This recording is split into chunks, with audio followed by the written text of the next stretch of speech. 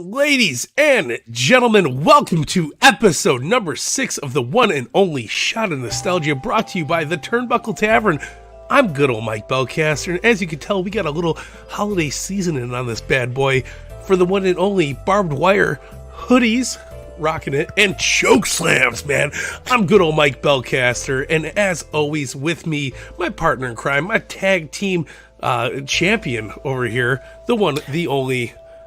Live from the No Cell Studios, it's the Ace of the Tavern, Stephen ACEFIELD, and I am so pumped to get into this, man. We are having Christmas in June. It's 1995. Yeah. It's Christmas, man. Let's get the trees out. Let's do everything but a Christmas tree in this event. Let's just say that. 100%. Make sure you guys leave out some cookies and maybe some questionable substances for New Jack this year so he can come and visit you underneath your holiday tree, or possibly break in and steal some of your presents. I don't know. It depends on how nice the guy loves you. But I'm here. Ace is here. We're here for your holiday pleasure. Guys, we're 2 days before Christmas. This is a beautiful, beautiful time of the year. And Christmas Eve. It's Christmas Eve, and I wouldn't want to be anywhere else in the world than right here with this lovely gentleman. So, yeah, man, good shit. Rumor has it, though, that they're getting rid of coal. Santa's not dropping off coal. He'll just have 911 go down your chimney, and he will chokeslam you to death like he chokeslammed the Broad Street Bully. I should say the New Jersey Devil. He helped the Broad Street Bully, but, man, 911... he's going to be dropping people that are not being good for Christmas. So that's what's going to happen to you if you're not good. It's way better for the environment, right? We're going green this year. 911 just going to come to your house and chokeslam the shit out of you and your family. Season's beatings to all, and to all, good night, brother. So as Mike Belcaster so eloquently has said, we are going to be reviewing ECW Barbed Wire Hoodies and Chokeslams 1995. We're going to go through all the results of the 1995 hardcore TVs that were in between. We both have freshly watched this, literally just stopped the tape on it. So we're going to be continuing talking about it. It's truly a shot of nostalgia. This was the event that, and I know we say it every week, that we were getting towards where ECW felt very special. But, man, this felt like something that was happening. The crowd was super involved. The crowd was very, very hot. And I don't know, man, felt very special. I think we're on to something here. Yeah, no, surprised as surprised gets. There was lots of gifts in this episode, as there should be. We got to see a beautiful debut from the one and only Gangrel, known as the Vampire. We got lots of cool stuff. A lot of cool little tidbits here. A lot of debuts, too. A lot of new faces, a lot of familiar faces rebranding themselves. I'm so excited to get into it, man. You have no idea. All right, let's cut that Christmas music and let's get into Happy Hour. Dave Meltz is going to lead the way through all the newsletter and guide us through where we are in 1995.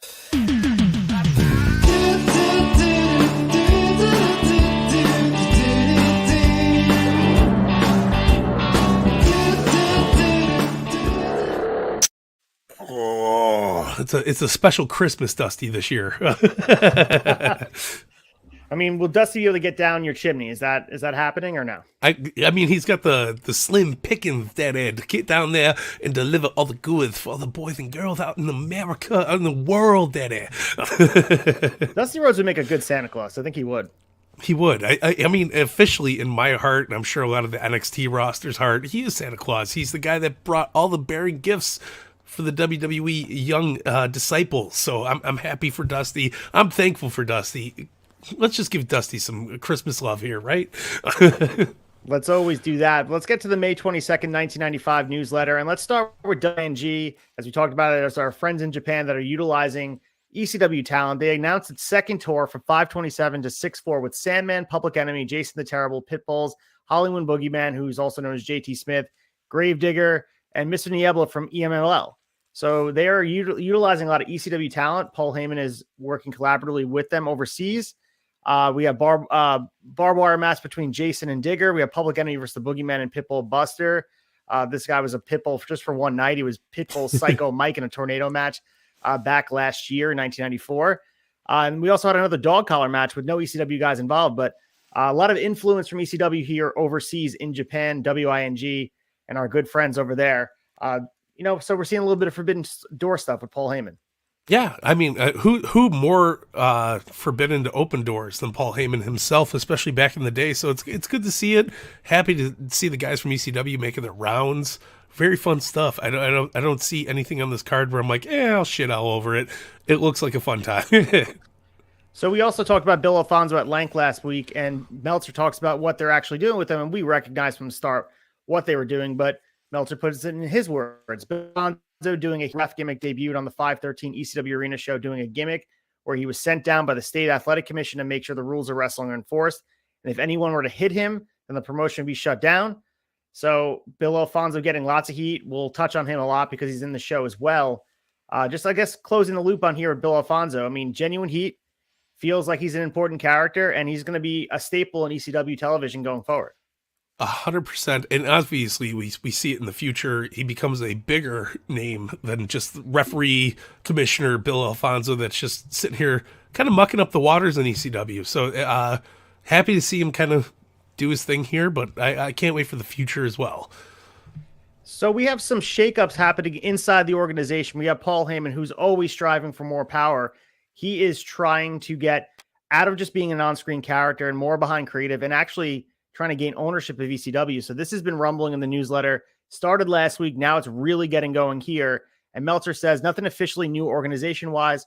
Paul Heyman was handling payoffs instead of Todd Gordon. Gordon was there, but said things were in transition. Those who got checks got them from HHG Corporation with no address as opposed to ECW. Paul Heyman is trying to restructure things because he wants to run more house shows in other markets, New Orleans and Birmingham in particular, make more frequent Florida swings. There are reportedly significant outstanding bills. So let's just start with that. Paul Heyman is finding an opening.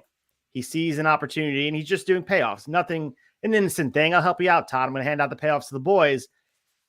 He gave Paul an opening. It seems like he's going to bust it open with his foot and walk all the way through that door and take control, which we do know he does. Yeah, no, 100%. When Paul's paying, things are shifting around. No, that's true. And I mean, we're going to see a little bit more about this in the next newsletter, but it's just interesting to see because Paul Heyman is a on-screen character at the time. We know that he's involved backstage, but for the ECW audience in 1995, he's Paulie Dangerously. He is the manager of 911. He's an on-screen presence. We've seen him elsewhere. Obviously, people know him from WCW, so he has a face.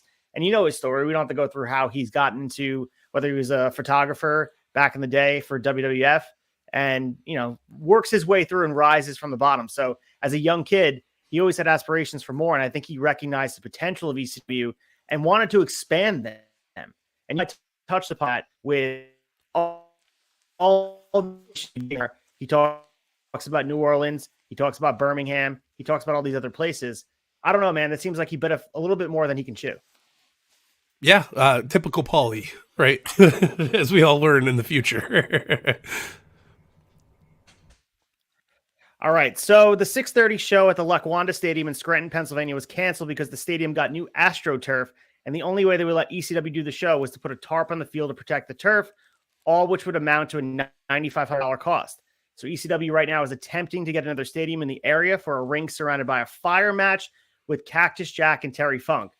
So this is very independent. You think about different indie shows and you have to, and speaking of the indie show I just worked last weekend, we had to wait until the soccer crew got off the turf in order for us to set up the ring, even though everybody was there early, like they were supposed to. The soccer game ran late, so you weren't able to set up the ring and you're at the mercy of you're using somebody else's building. Same thing here at ECW. I know they had their own building in Philadelphia, but if you want to work other cities like the Lackawanna Stadium in Scranton, Pennsylvania, you're going to have to abide by their rules. And if they have new tarp, they don't want you lighting fire with Terry Funk and Cactus Jack. No, I mean, listen, blaze of glory, but not when the soccer team's still on the field. Okay, we got to tone it down a little bit, Paul. Yeah, so we continue with upcoming ECW arena dates are 6/17 and 7/1. The latter, which will be a day after Funk's 51st birthday. It's tentatively planned as Funk's final match in the U.S. for several months as he's badly bothered by a bulging disc in his lower back. We know he came back to ECW largely keep his Japanese feud with Cactus Jack alive in his magazine, since the two weren't on Japanese tours together during this period. So Terry Funk thought on this, where he's like kind of winding down his career. He would go for another, how many years now? 10, 15 years from this 30, point? He would still 40. Yeah. So never actually retiring. Never say you're retiring on wrestling. But Terry Funk was the king of like half retirement and then come back, right? Fight forever. That was Terry's gimmick, man. Fight forever, and God bless him, man. So there is this very interesting letter that was in this newsletter that I wanted to bring your attention. And this is something that was of concern in the 90s. And of course, it's always a concern with the safety of the competitors and also the fans. And this is Dan Moreland from Limeport, Pennsylvania, wrote to Dave and said, there seems to be a lot of concern from the fans about the blood spilt at the matches. Are the wrestlers or the fans safe from an HIV infection? Are wrestlers tested for HIV? Are there any known cases of infections from juice? This is a serious issue. A lot of fans really don't want to be too close to the wrestlers in the Public Enemy versus Pitbull's 4-way juice match on 4/15. Many also thought ECW went too far with the Terry Funk Cactus Jack fire spot, but this is exactly what draws a lot of the fans. So let's go with that. I mean, the blood and all that stuff. And now WWE and all these other AEW, they have the top-notch doctors, but in ECW at the time, who knows what they were being tested for? And they're just going out there and just rolling on glass and bleeding on top of each other. Did you really even think about that?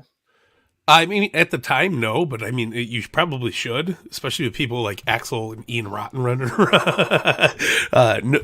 No offense, but yeah, man. I mean, there's lots of concern there. The HIV pandemic, right? I mean, it was a pandemic back in the day. It was a very big deal, and I mean, the concern is there. This guy has every right to bring it up, every right to question it, and who knows? I mean, you see a guy like, for instance, tonight's show, Sandman with his shirt off, there's blood everywhere during the show. I mean, obviously you would have rightful concern for it. No offense, Sandman, but I mean, it's a grimy environment. It's a grimy wrestling show. Obviously there's not like top-notch doctors there. This guy has every right to bear his concerns about it. So Meltzer did answer him, and he had an interesting take. He said there's a natural concern because of the lifestyle of some wrestlers that when blood is flying, you don't want to get it on you. Is it well-founded concern? I don't know. With the exception of WWF and New Japan, I don't know of any promotion that tests wrestlers for anything. There are, to this point, no known case of infection from blood in a wrestling match. The only case similar I've heard was in a European soccer game when two players went up for a header and cracked heads. There's belief that HIV spread from one to the other, but that isn't known 100% on how the second player contracted it. Several doctors at least know of one, of whom specialists in the area is pretty much appalled that wrestling continues to double juice matches because he believes the risks are too high. So we see a lot of that in wrestling, where going back and forth with the networks and just the visual of blood, but not really considered in all this is the safety concerns as well. Yeah. Now it's just so commonplace. We see Mox bleed every single match. If we see blood, I mean, I go back to the Cody and the Dustin match at Double or Nothing, that first one, so much blood. And of course you got doctors in the back making sure everybody's okay, but it's just always interesting to me because blood is a huge part of wrestling, whether people want it or not.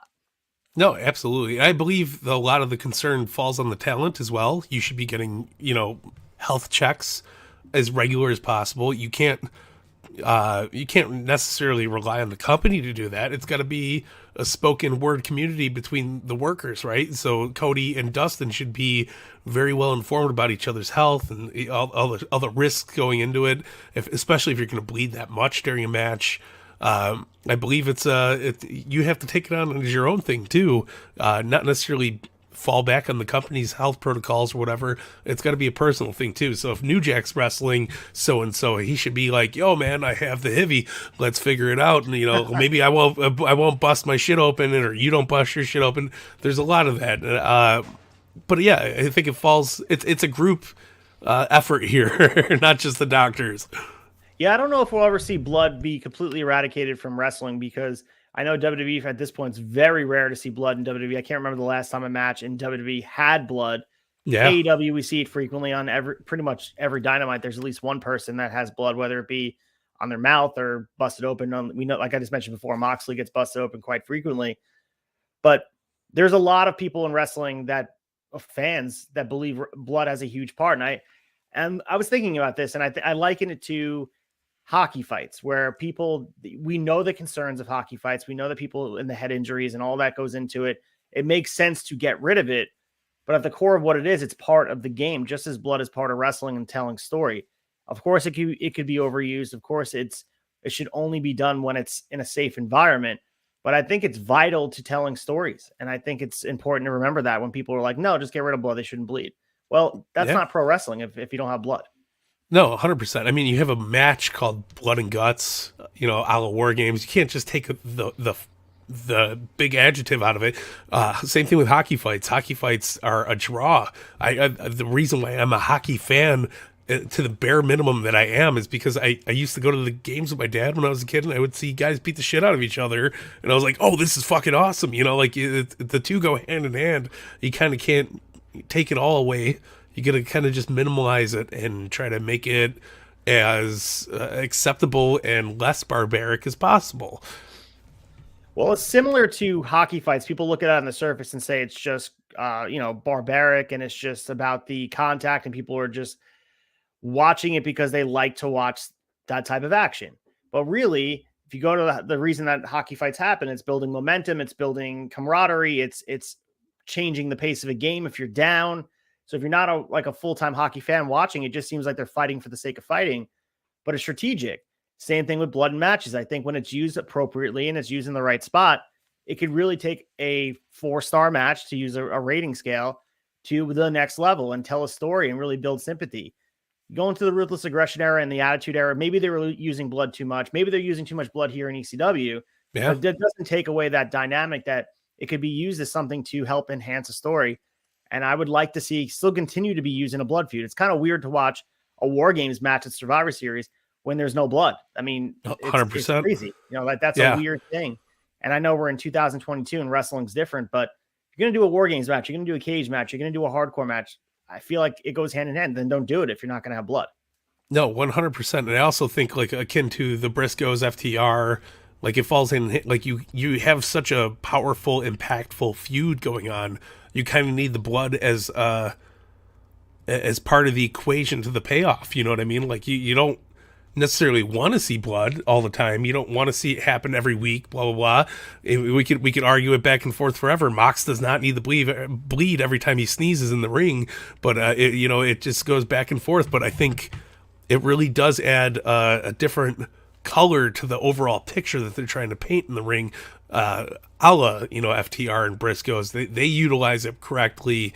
A lot of people do it and a lot of people don't, and it's just hearsay, or it's here or there. But I think when it's appropriate, like a War Games or cage match, something like that, big feud payoff, it deserves to be there, and they could do it in a way that's protective to the talent in the ring, in the match, and the whole locker room. Yeah, I agree. And I think that if the Briscoes and FTR did not have blood, I feel like it would be, not that it wouldn't have been a good match. I think it wouldn't have made sense. You have a dog collar and people are banging a chain against each other. How wouldn't there be blood? Exactly. There has to be. So it doesn't make any sense. It's like, it has to make sense. And I agree. Like, there's sometimes too much blood, but in a match like that, goddamn, they should have blood. You can't have a thunderstorm when the sky's blue, right? Right. So True. I mean, that's it, man. I mean, that is it to a T. Moxley has plenty of thunderstorms. He has those sun showers. That's what he Yeah, has. he's got seasonal allergies that come with the thunderstorms all the time. All right, so let's go to the May 29th newsletter, and we have the 3-hour house shows over the weekend, which drew 200 to 300 people. Featured 3 matches between Eddie and Dean for the TV title, all of which were said to be in the 4-star range. Right now, ECW is in talks about building to a 1-hour marathon match with the most falls determining the winner sometime in the next few months. We will get that 2 out of 3 fall match eventually. We're going to see it here. But it's going to be their last match before they get snatched up into WCW land and they go over to Atlanta and they leave. And we talked last week, the 3 essential watching pieces of these Eddie and D matches, they're in ECW. Like, you could go to their WCW matches, but I believe their 3 best matches happened here in ECW. And I think the 2 out of 3 falls one, we're in for a treat. I think that one's probably the best one. Yeah, no, 100%. I mean, it's kind of like watching your favorite artists before they go mainstream.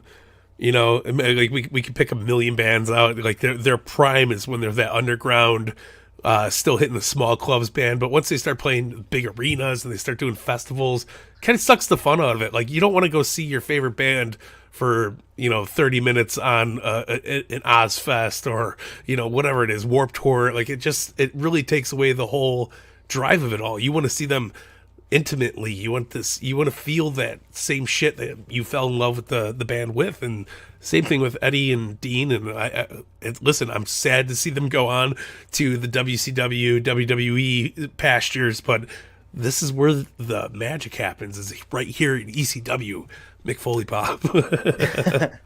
So we have still nothing substantial other than an amazing amount of rumors regarding the status of ECW's ownership. And Meltzer says the fact Todd Gordon didn't attend any of the shows this weekend only added to the rumors. The HHG company, which appears to be taken over, is a Paul Heyman company as opposed to the old company, which was headed by Gordon, Heyman, and other minor partners. Heyman is wanting to make a move now with more frequent shows and touring to more parts of the country. So I don't know if it's justified when you see house shows doing 200 and 300 people, and he makes the move. They make it work, and when they burn, they really burn hot for a bit there, and then they flame out just as quickly. But for them to want to make this move, when you're drawing 200 and 300 people, when you're leaving the state and going somewhere else, it doesn't seem like it's warranted to go to New Orleans, to go to Alabama. Maybe he sees a market, maybe they have different metrics that they were using, and eventually he was right. Of course, they became a household name, and who are we to say? Would you rather burn for a long time, or would you rather burn super bright for a little bit and have the impact that you did? I guess that's a conversation you need to have. One could be TNA Impact, one could be ECW. What would you rather be? And that's a rhetorical question, but that's what we're dealing with here. No, absolutely. And I think Paul had every right to be as ambitious as he was, but obviously it wasn't the best move, but it wasn't the worst move. I mean, he really tried to get his stuff out there as quick as possible, especially during the boom period, and it kind of worked. But I mean, it did fall short eventually in the long run, and we see Paul kind of doing his thing now, and it's a lot different. It's not ECW will live on forever, but I think this fast movement of it, I think it could have been weighted a little bit, and if they would have done it more timely and way more organized than they did, because it was it seemed like they were just doing it to get it done. We want to be out there. We got to hit these places. We got to do these towns. We got to make dates. We got to go. But I think if they went slow and steady, they would have done much more than they did. And I think part of the lore of what makes ECW what it is the Kurt Cobain factor, where like he died so young. And I'm not saying Kurt Cobain wasn't his talent. He didn't deserve to be heralded as he is. He was a great front man. He was everything as a musician and more, and influential. But if you compare him to ECW, part of the appeal and what people, they think about what could have been and the potential that was there prior. And I think if ECW lasted for another 20 years, I don't know if it would have had the same impact if they were still kind of meddling around right now in this culture. Like if they would have just been like, I don't know, we're going to make towns. We're still around 2022. Yeah, ECW, remember the legacy of it. I think that's like similar to Impact. Like if they followed the same path of Impact, where Impact was NWA TNA, and then they got kind of hot, and then they got Kurt Angle, and they were at their peak, but now they're still around. Like if they would have burned out in the same fashion ECW had, maybe they would have had the same cult following. Maybe the X division would have this like lore that these hardcore matches did, or maybe that, what was the match that they had, but they used to have the X in the middle of the ring, like that match. Yeah, the Ultimate X match. Yeah. So that match would have been looked at as like, oh my, remember they used to do that, but now it's just like, it's one of those things that fits in a vault for them. I don't know if I'm making sense here. No, it totally makes sense. And I don't know, like it's a weird concept to like, banter around about, but I think you're right. I think TNA, if they would have closed down in like a 2012, the hum would have went on a little bit longer, like we would have been feeling it a little bit more and be like, man, remember that company that did all this ambitious shit, but they never went anywhere. Right. It's much like ECW, but imagine if ECW was, this watered down version of what they were in the 90s. I don't think it would be accepted as well. I think people would have turned on it a lot more than their hindsight is. People clamor for it. People want the ECW, but they just want the feeling of ECW more so than they want what was the product, I think. Oh, 100%. And I think a lot of that has to be, it's quantified and similar to what we just talked about. When something burns super quick and it's out, you remember it more fondly. And especially a lot of people's experiences with ECW were the live experience. And when you're live, it's a much different experience than when you watch it on TV. When you watch it in context, it's also much different than when you go back and watch it. Luckily, we can build the context and we can enjoy it the way it should be enjoyed. But if you're just watching this as a one-off, you might be like, I don't see the appeal. And that's a justified opinion that a lot of people have. Yeah, no, 100%. It's akin to showing like our kids who the Beatles were. They're not going to get it because it didn't have that impact. Same thing with, Nirvana and most of the 90s, like big scene bands and stuff like that. Nobody's going to really understand how important it was because you didn't grow up in the time with it, right? Because that's 90% of the battle. You have to be there for the movement. Rage Against the Machine is not going to be as impactful as it was showing it off in 2020 as it was to showing it off in 1999, 2000s. There's a big gap there and a big learning curve for a lot of new fans. Like I just think it's one of those things you go down in the blaze of glory, right? So you need to be in the moment to feel that, to witness it, to be part of it. Nobody cares 10 years removed from anything. Yeah, I mean, I think about going back to Kurt Cobain, because I think that's a connection that we both just made here. He's 27 forever, and he didn't have the chance to be uncool, just like ECW didn't have the chance to be uncool. Like he didn't have a chance to make a bad album. You know what I mean? Like ECW didn't have a chance to be a product that felt like it alienated their old fans. Like Nirvana's discography lives forever because it is what it is, and there was no chance to ruin it by trying to make more money, selling out, like we talked about with different bands. Some bands we listened to, you even compare My Chemical Romance. Their first two albums were awesome. And then you're like, not really sure. If they would have stopped making music, maybe they would have been, they'd have less money, but they would be maybe remembered more fondly by a lot of the fans in that genre. So I don't know. I think we're onto something here with ECW. No, absolutely. And that's the fun, is the comparison with music goes miles. You could do it with anything, any genre of wrestling, any genre of albums from any musician. It all kind of blends together. You got your big stars that when they do unfortunately disappear from this planet, they leave a bigger shadow than they maybe they expected, maybe their fan base expected. Linkin Park, all that kind of stuff. Yeah. I remember for years people would shit on Linkin Park, be like, oh, it's pop metal, blah, blah, blah. But like when Chester Bennington left and, they're one of the greatest bands around because people live in that moment, right? So the same thing with ECW. ECW is one of the biggest things that happened to wrestling because it happened in that moment, and we were all kind of part of it. We grew up with it. We seen the movement. We're reliving the movement right now. I think Shout of Nostalgia would be a great thing to pull up on an audio podcast with music one day. Like you never know. But yeah, I echo every statement you said, man. All right, so let's go back into the newsletter here, and it says, after seeing the television from Tampa, which aired on 5/16, the company is in real danger of pigeonholing itself in a corner. The number of people seeing that Tampa crowd on television would want to attend a live show is very small, and not because the product is entertaining. The show crossed a boundary largely due to crowd behavior between what it has looked like as controlled, violent product into generally looking like there could be part of a dangerous atmosphere that could explode into a riot at any moment.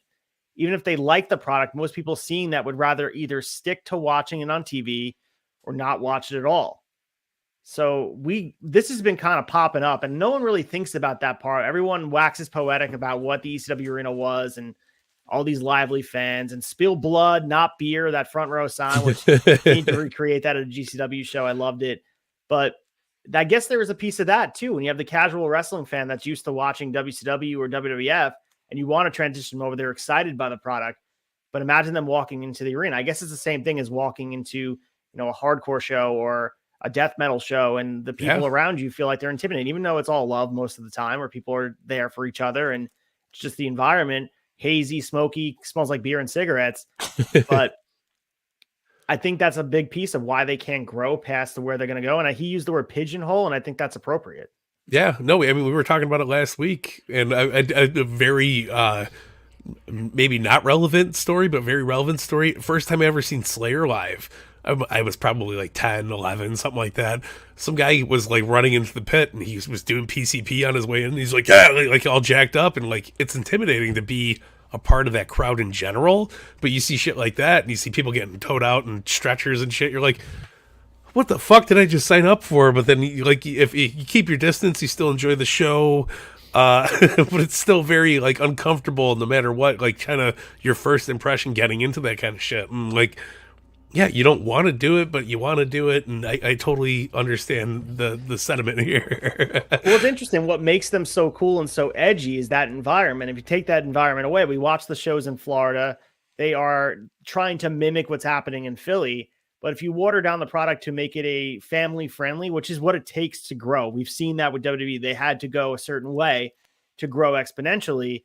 I don't see ECW ever getting there. So it was like they're chasing their own tail in order to grow. There's no way you're going to grow if you're going to be this product. And the reason why you're popular is because the product is violent, but violence doesn't sell to the mass market. So I don't know. Paul Heyman, again, had these aspirations. Maybe he thought it could be something that it wasn't. Maybe he thought people could be desensitized, similar to UFC eventually catching fire.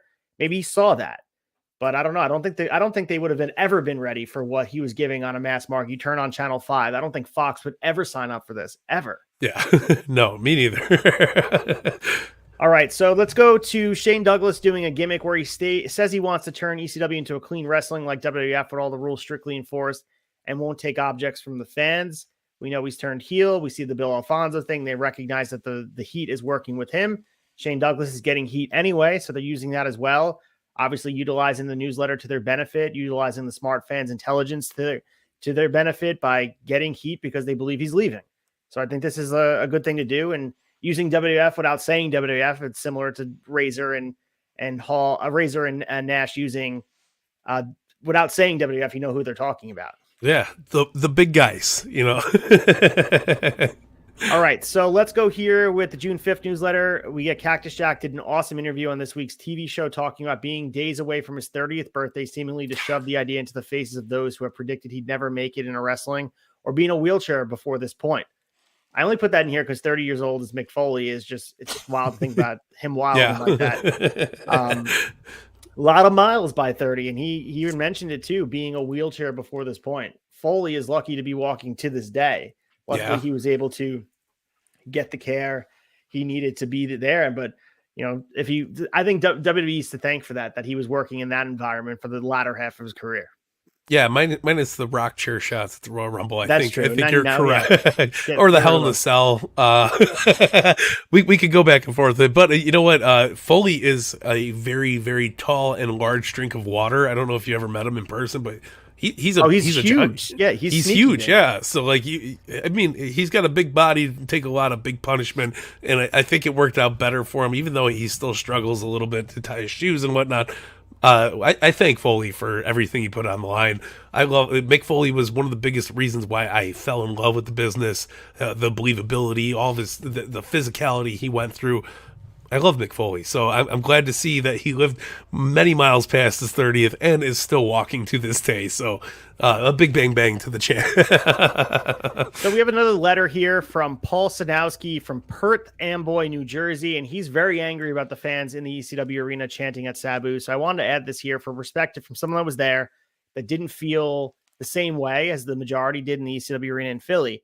He said, as a fan who has regularly attended ECW shows for a year and a half, I'd like to clear up the origin of the fuck Sabu chant. At the moment Paul Lee mentioned Sabu's name for the first time during his 4-8 speech, my friend sitting next to me said in a dejected but normal tone of voice, "Aw, fuck Sabu." He didn't yell it or chant it. Since we were sitting in the front row, Paul Lee overheard it, looked right at my friend and said, exactly.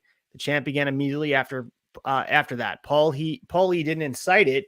He may have worked the crowd into a frenzy, but I think he had to because they probably would have killed him otherwise. I think he was very nervous the crowd would turn on him in the promotion. If they had, I wouldn't blame them. But halfway through his speech, he looked over at 911 and said something along the lines of, I think this is going to work. So he continues at the end. I'm really disgusted with the way fans who have never been to the ECW arena berate and judge the promotion and its fans. You've been there. You know what it's like. I know for sure there's no other building in the country I'd rather watch wrestling in, and I think you'll agree. So he also talks about how Malenko and Guerrero got booed until they weren't. The fuck Sabu chants, how they're fickle. It was a long thing here, but makes a good point. And I mean, maybe he's full of shit. Maybe he's like not the reason the fuck Sabu chant started, but maybe he is. Yeah. It is an interesting perspective because obviously we'd never have it if we're not reading the newsletter.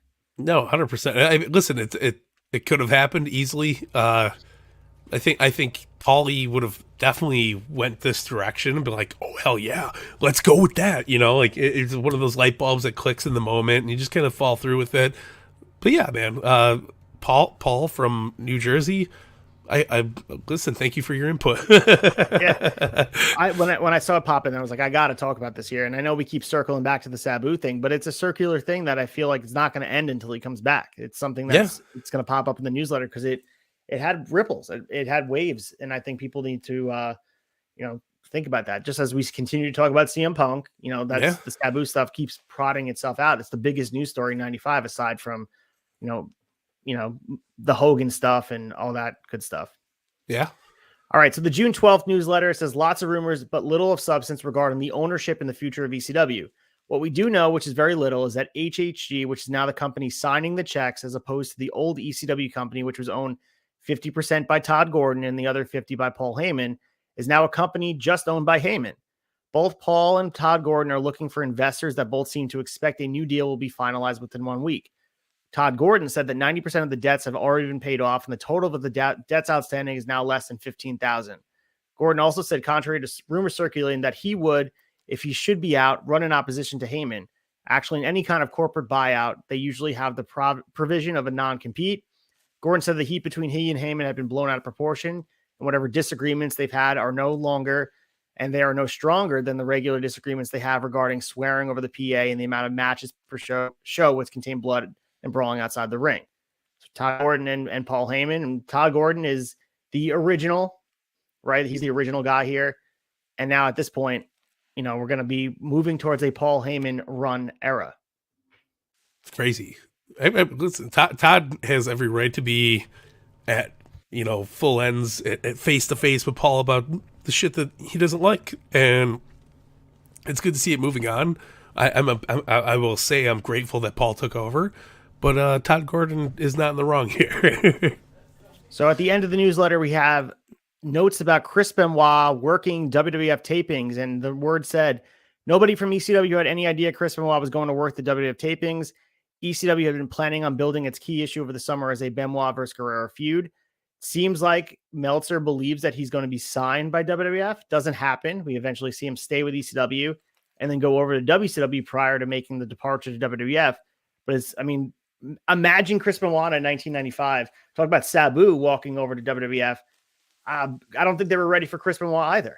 No, I don't think they were ever ready for Chris Benoit, but let alone in 95. I imagine what he would have been in like 97.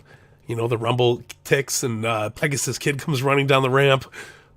Crazy what ifs, man. I would have pictured, like the way I pictured 95, I think they would have booked him like they did the early 90s with Dynamite Kid, where he was with the British Bulldogs. Maybe he would have done something like that. Yeah. But it definitely wouldn't have had the opportunity to wrestle the way he wrestled when he came in 2000 and he was the technician and Intercontinental Champion and eventually winning the world title. He definitely, he played his cards right as far as promotions go. The other stuff, the personal stuff aside, but if we want to talk about jumping from ECW to WCW to WWF, there's a reason that has a formula of success. Watch, Chris Jericho did it. Eddie did it. Malenko did it. That's the way to do it, because I think you're building towards getting to that platform, not jumping before you were able to get there. 100%. We've seen it with many talents, and I believe Chris Benoit would not have been a name in WWF had it not been for Chris Jericho to be his counter rival there. So I think there's a lot of teamwork to make the dream work. And we're expecting a major push for heel ref Bill Alfonso. And then we're also getting ECW airing in about 3 weeks on Deportiva, the Spanish language version of the LA Prime cable. So that's pretty cool that they're going to be in Spanish. So just, TV's a big deal for them. Hell yeah. All right. For the June 19th newsletter, Todd Gordon told us that contrary to rumors, he would not be running opposition to Heyman. We talked about that in the newsletter prior. The word not doesn't appear in the piece, which also changes the meaning 180 degrees. So the story being told is that Heyman is running the show right now, and it appears to be his company, no matter who or what HHG really is. Heyman supposedly has an investor who has made an offer to buy Gordon's 50% of the company.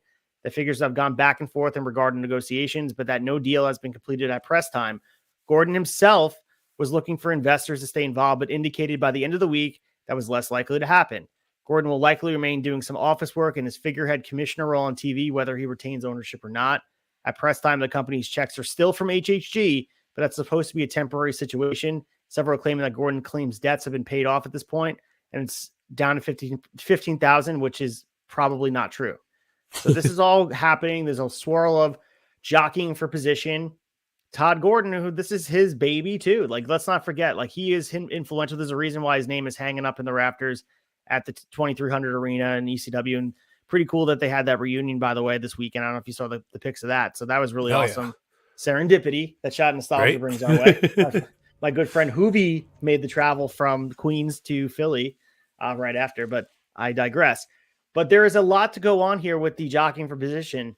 What are your thoughts here? That, obviously there's a shift in power, but I guess compare it to something that I don't know, that we talk about in the other wrestling history. Do you see a comparison that can be made here? I don't know. Kind of the likes of Bischoff and Turner, I would say is as most comparable as you can get, because you have your higher up, which would be the Todd Gordon. You got your Bischoff, who would be Paul Heyman, kind of working his way to get the higher power.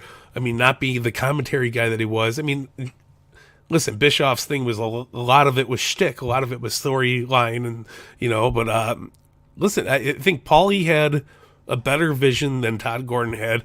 Todd Gordon was kind of still in the old school mindset, kind of like Vince taking over for Vince Sr. too. You get a lot of like, let's close the territories down, let's make this big ship here.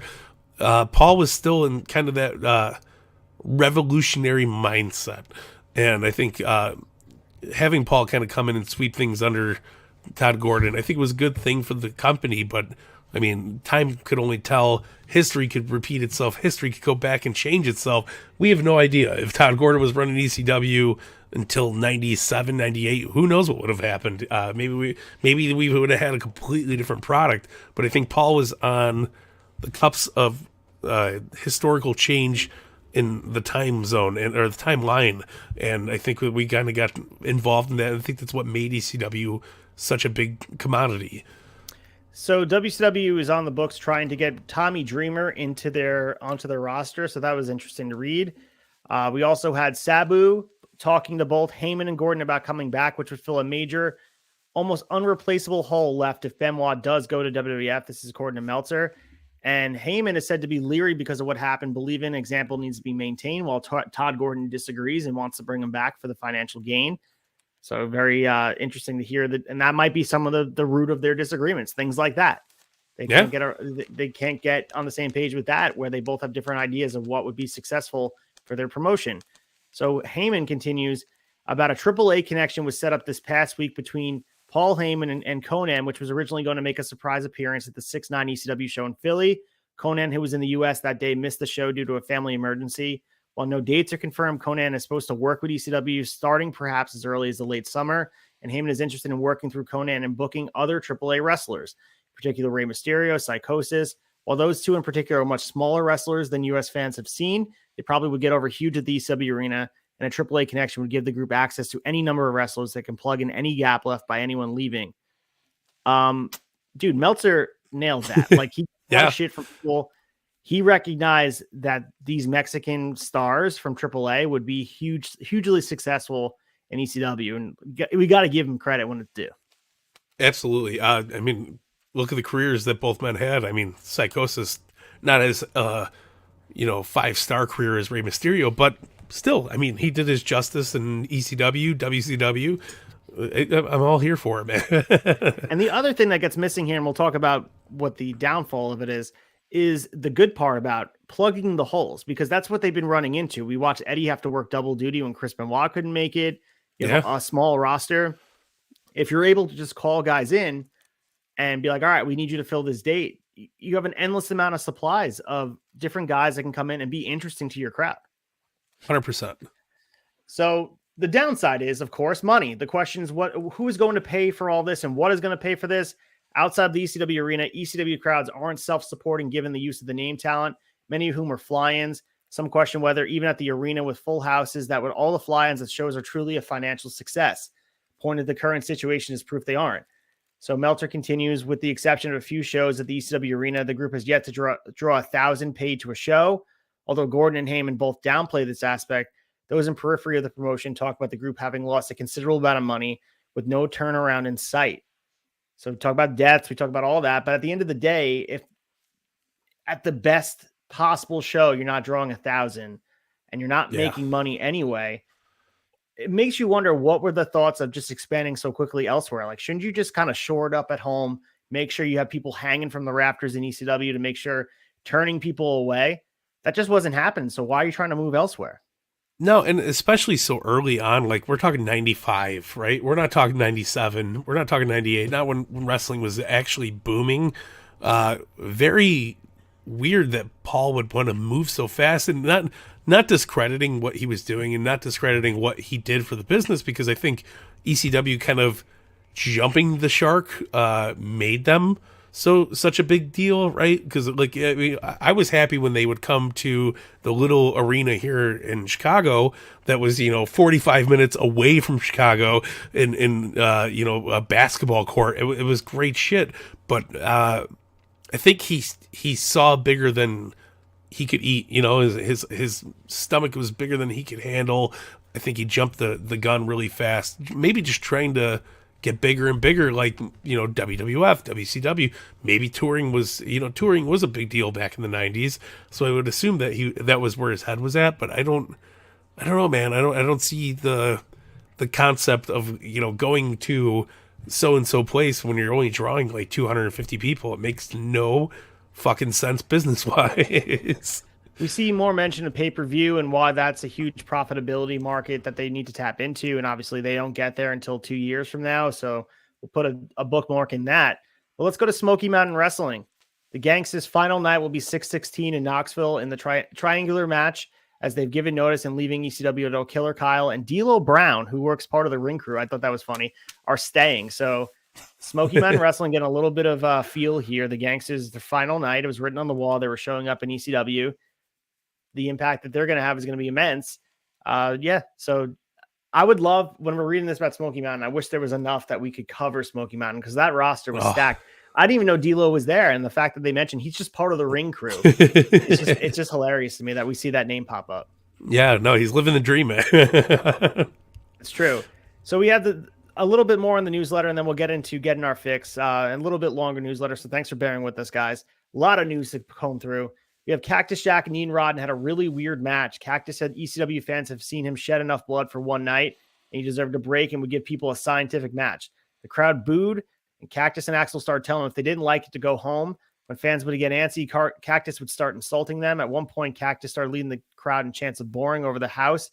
Then Cactus said if anyone was faxing Dave Meltzer from the show, tell him it was a 5-star match. So both guys wound up outside the ring using objects and then went back to rest holds. Eventually, both men juiced and they went out of the ring with chair shots. It appeared the storyline that both men were going for was to wrestle a scientific match, but couldn't because violence runs in their veins. Some of the fans understood, but a lot of them didn't, and it got a poor reaction. So interesting. Faxing Meltzer, by the way. Yeah, well, I mean, this is kind of right before he started doing that gimmick too. Yeah, where he was the anti-hardcore guy. So this kind of falls right in line with that. Maybe this was the birth of that. It's fucking awesome.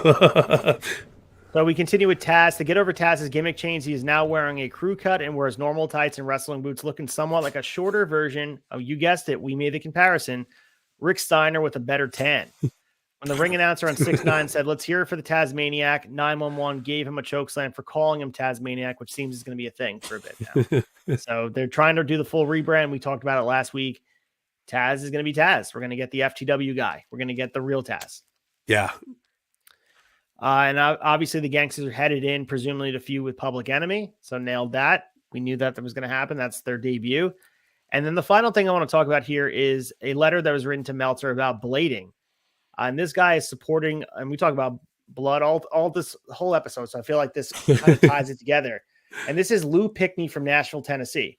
And he said, through the past 10 years, blading has gone down on a significant decline. Organizations like the USWA, which in the past used to feature almost weekly blading, now rarely has its wrestlers blade. WWF has outlawed blading. WCW fired Dustin Rhodes and Blacktop Bully over blading as a supposed uncensored pay-per-view, despite Hogan blading 3 weeks earlier in Chicago. Other organizations like ECW still allow frequent blading, but that leads to questions as to safety. I'm strongly opposed to trying to sanitize wrestling to reach a so-called family audience. I doubt that I would have been a wrestling fan if wrestling 5 years ago was the way it is today. Nonetheless, I have to question the use of blading today.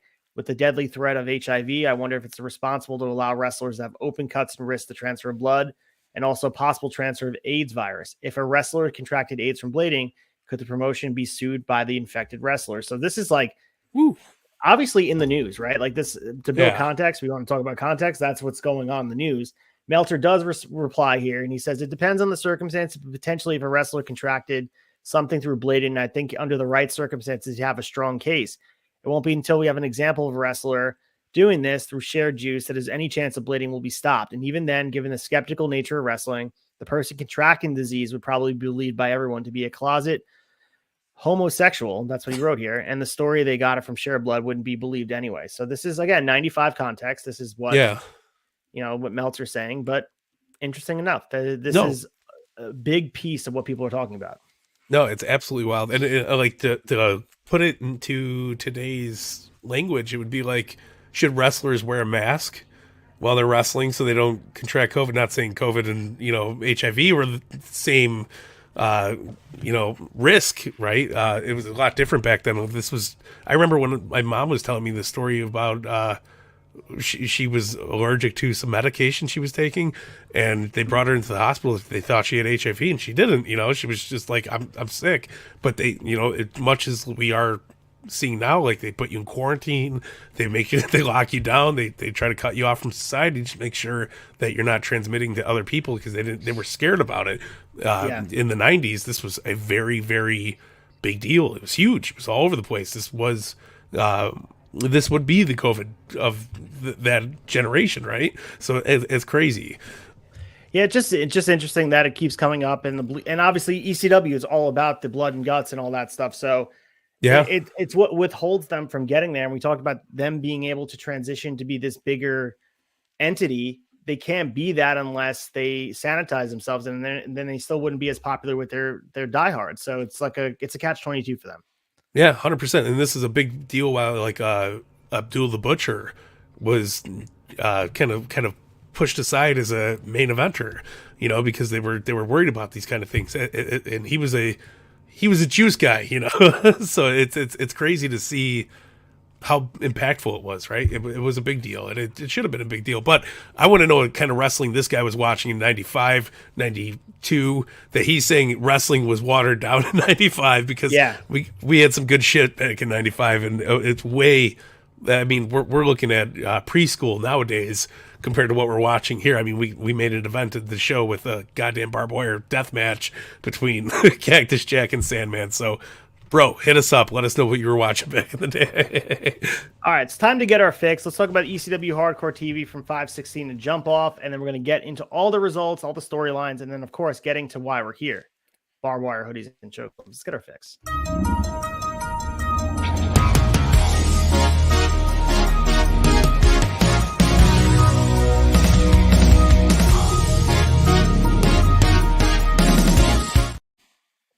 Love the Hulk Hogan hanging out with Marty Jannetty graphic always. So good. And we lead in with the Hardcore TV. We have a few to talk about here. Let's start with the 5/16/95 episode from Tampa, Florida. We had Raven defeating Tommy Dreamer in an extreme death match, and ECW World Champion the Sandman defeating Cactus to retain the title. This is where we got that Cactus interview where he talks about wanting a shot at Sandman with Shane Douglas as a special referee. Pretty good promo. Cactus compares him winning the title to Douglas being mad that Jack screwed his ex-girlfriend and was able to do it better. So a little edge to Cactus Jack here. We also had a good Raven and Tommy Dreamer match. They went back and forth. As per usual, they have a good match, decent brawl with the both of them. The finish seemed a little bit dull, according to reports. As per usual, Stevie Richards gets involved. He spits on Dreamer. Tommy gets up and plants Richard with a DDT. So the normal shenanigans we're seeing on Supercards, we're getting it on Hardcore TV, really establishing the blood feud with all involved. And we also have Shane Douglas in the special referee for the main event between Cactus and ECW World Champion Sandman. And obviously, Sandman retains the championship. The finish made sense, according to reports, because they are going to have a three-way feud going forward, but the fans weren't happy with it. The action was okay, but it's just a typical brawl you'd expect, and people were saying they're more interested in a Douglas Jack match than they have for any movement towards a Sandman and Cactus Jack match. So Decent matches though on this card, decently long Yeah. matches on the hardcore TV, which is something we haven't been seeing aside from those Dean Malenko tapes. Freshen things up a little bit, trying to make it more interesting. So we have the 523.95. We have two matches. Tasmaniac and 911 defeated the Oriental Connection. That's the match we had from last week. And Raven and Stevie Richards defeated Tommy Dreamer and Mikey Whipwreck by DQ. The matches on the show, we both know, took place at Enter Sandman, which has been reviewed. So we could talk about that in full, but we don't have to right now. But we also get a really good Cactus promo talking about hitting home runs and stopping at second base to write down each time he hit a homer. Cactus recalls a bird stealing his ball and stole something that belonged to him. Cactus said that his father told him to hit to right field, but said it wasn't his way. Cactus talks about a grueling match when someone told him that nobody cared about him and his style.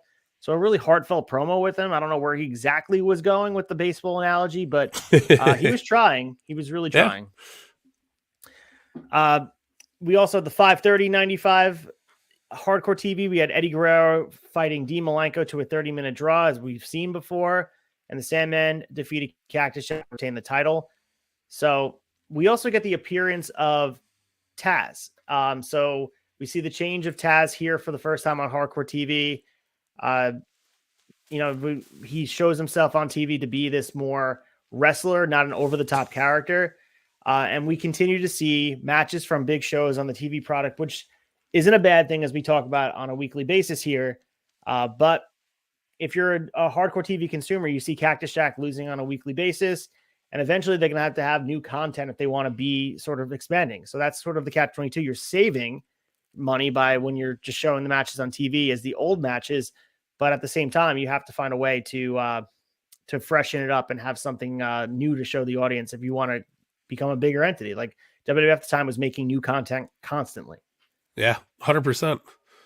We had the 6'6" hardcore TV from Philly, Pennsylvania. Hack Myers defeated Tony Stetson, and Shane Douglas defeated the Sandman to win the title. These were repeat matches, but we have a full pop-off of the three-way feud between Sandman, Douglas, and Jack. Right now, it's just an average episode. We're going to get more Bill Alfonso there. We have the pit bulls and stuff with the Public Enemy. So a decent watch. Again, not worth probably doing more than just reading about it, but interesting that they're using it to progress storyline. Yeah, no, listen, it's good stuff. And finally, we have our 613.95 hardcore TV, which is just the pit bulls and Public Enemy in the double dog collar match. They show the whole thing from Enter Sandman. And they do a lot of hype up for the next event, which we know is coming up, the one we're reviewing, Hoodies, Barbed Wire, and Chokeslams. So, in 4 days, we're going to have the Sandman defending against Cactus Jack in a barbed wire match at ECW Arena. So that's what they're really focused on here. And Cactus got another good promo. And then, of course, the end of the show with the double dog collar match. So imagine turning your TV on and being able to see that on TV. It probably would have blew you away. Absolutely, man. So let's move on to why we came here. And it is Barbed Wire Hoodies and Chokeslams, June 17th, 1995, Philadelphia, Pennsylvania, from the ECW Arena. Our current champs are as followed. The world champion is still the Sandman. He won it back on April 15th, 1995. The ECW World Tag Team Champion is Public Enemy. He won it back on, they won it back on 4/8/95. And also, Eddie Guerrero won it back on 4/8/95, the TV champion. So those are our champions right now. Nice little crop of champions. Sandman doing his best heel work here. We're going to talk about Sandman at length here. But we're led in by Joey Styles. And I'll let you lead the way here with this opening segment with the New Jersey Devil, Broad Street Bully. I can build some context for it if but it's in my notes. So I think a lot of this is just to get them primed up and foaming for the rest of the event. Yeah, no, this was your like local hype opener. Like if they did this in Chicago, it would have been like St. Louis versus the Blackhawks. It was your local, like they're really leaning on the Stanley Cup playoffs. Good shit, no matter what. But it was the Broad Street Bully versus the New Jersey Devil. It was fun. It was silly. It was a little hokey. Not bad. But the Broad Street Bully wins. Very quick match, and then the New Jersey Devil. Sorry, I'm not a hockey guy. You got to forgive me here. But he starts beating the shit out of him with the hockey stick. It was fun. But then, goddamn, Paulie himself and 911 come down to the ring and choke slams for everyone. It was fun. It was good stuff. So a lot of this has to do, as you mentioned, so appropriately, the 1995 NHL Eastern Conference Finals between the Devils and the Flyers, and the Devils had just defeated the Flyers in 6 games, so the crowd was really upset. I think it was the night before they had lost. Devils went on to win the Stanley Cup in 95. Flyers still have not gotten their cup since I believe the 70s, but they've gotten close. And this Philly team was good. This kind of represented the spirit of what Philadelphia was with the Eric Lindros and the Mike Recchi teams. This was like a really hard-hitting Philly team. So it was like devastating from the lose to this young upstart 1995 Devils team. So they were capitalizing with having the jerseys represent the Heat. It was a really good way to prime the crowd, get them ready. And, I guess it doesn't resonate as well if you're not like in the moment in 1995, because this meant a lot. But you can do the same thing when you have like, a local market, Yankees and Red Sox. You go to Boston, someone wearing a Yankee jersey will immediately get the heat. And it's just an easy way to get people reacting. And that's what Paul Heyman wanted. No, it worked. It got me, like, even though I'm not a big hockey enthusiast, right? I was just like, oh man, fuck this guy. Like, I totally got the vibe. I was already ready there. I'm living in Philly. I feel it, man. So we also, as you mentioned, 911 had not 1, not 2, but 3 and 4 choke slams that this kid, poor kid, Broad Street Broly. I mean, the stiff choke slams. Sorry, stiff choke slams. He was landing that guy was hitting the mat. It was bad. It was a rough one. So the next match here is Val Puccio, all 512 pounds of him, taking on Mikey Whipwreck. And I had to do some research on Val because I was like, who is this guy and what is his deal? And I put the notes in here from his Wikipedia page, and interesting history for this guy, Val Puccio. So he got his wrestling fame from teaming with his brother Tony, and the duo formed a tag team called the Undertakers, with Val using the ring name Henchman and Tony, his brother, working as the Punisher. So the duo wrestled in ICW, which is also known as World Class Championship Wrestling, or IWCCW. So at the point in time, the team changed their name after the WWF bought the rights to their original name to ensure there would be no confusion between the team and the upcoming WWF wrestler Mark Calloway, who worked as The Undertaker. The team took the name Double Trouble, making their first appearance on September 30th, 1991 in a dark match in Wheeling, West Virginia, where they defeated a preliminary team at the Wrestling Challenge taping in WWF.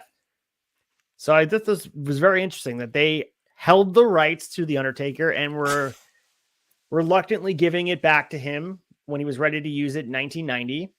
But it's interesting how Val Puccio, this 512-pound guy who hardly can move around, is tied to Mark Calloway, the Undertaker character. And if he would have refused, maybe Taker would have been known as something different, which I thought was interesting to think about.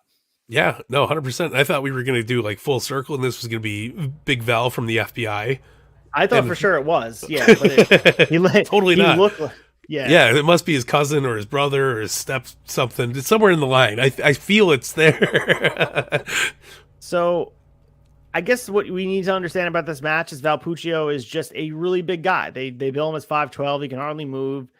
Mikey really can't do anything with him offensively, so he just kicks him in the balls, not 1, but 6 times, and then hits the DDT to get the win. 3 minutes and 11 seconds. The crowd really popped for the ending here, but this was a nothing match, and the first 2 matches, as we mentioned, primed the crowd, got them ready to go. But Val Puccio wasn't long for ECW.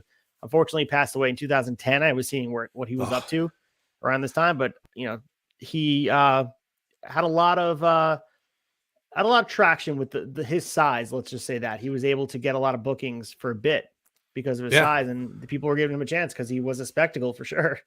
No, totally understandable. But a match of the liking of an AJ Styles Nakamura feud in the year 2020, a lot of nut shots, very quick, and Whipwreck, he's doing his thing. He's the underdog. Gets over by kicking some guy in the dick. It was great. The next match here, you mentioned before in the intro, the Vampire Warrior, a.k.a. Gangrel, here in ECW, taking on Hack Myers.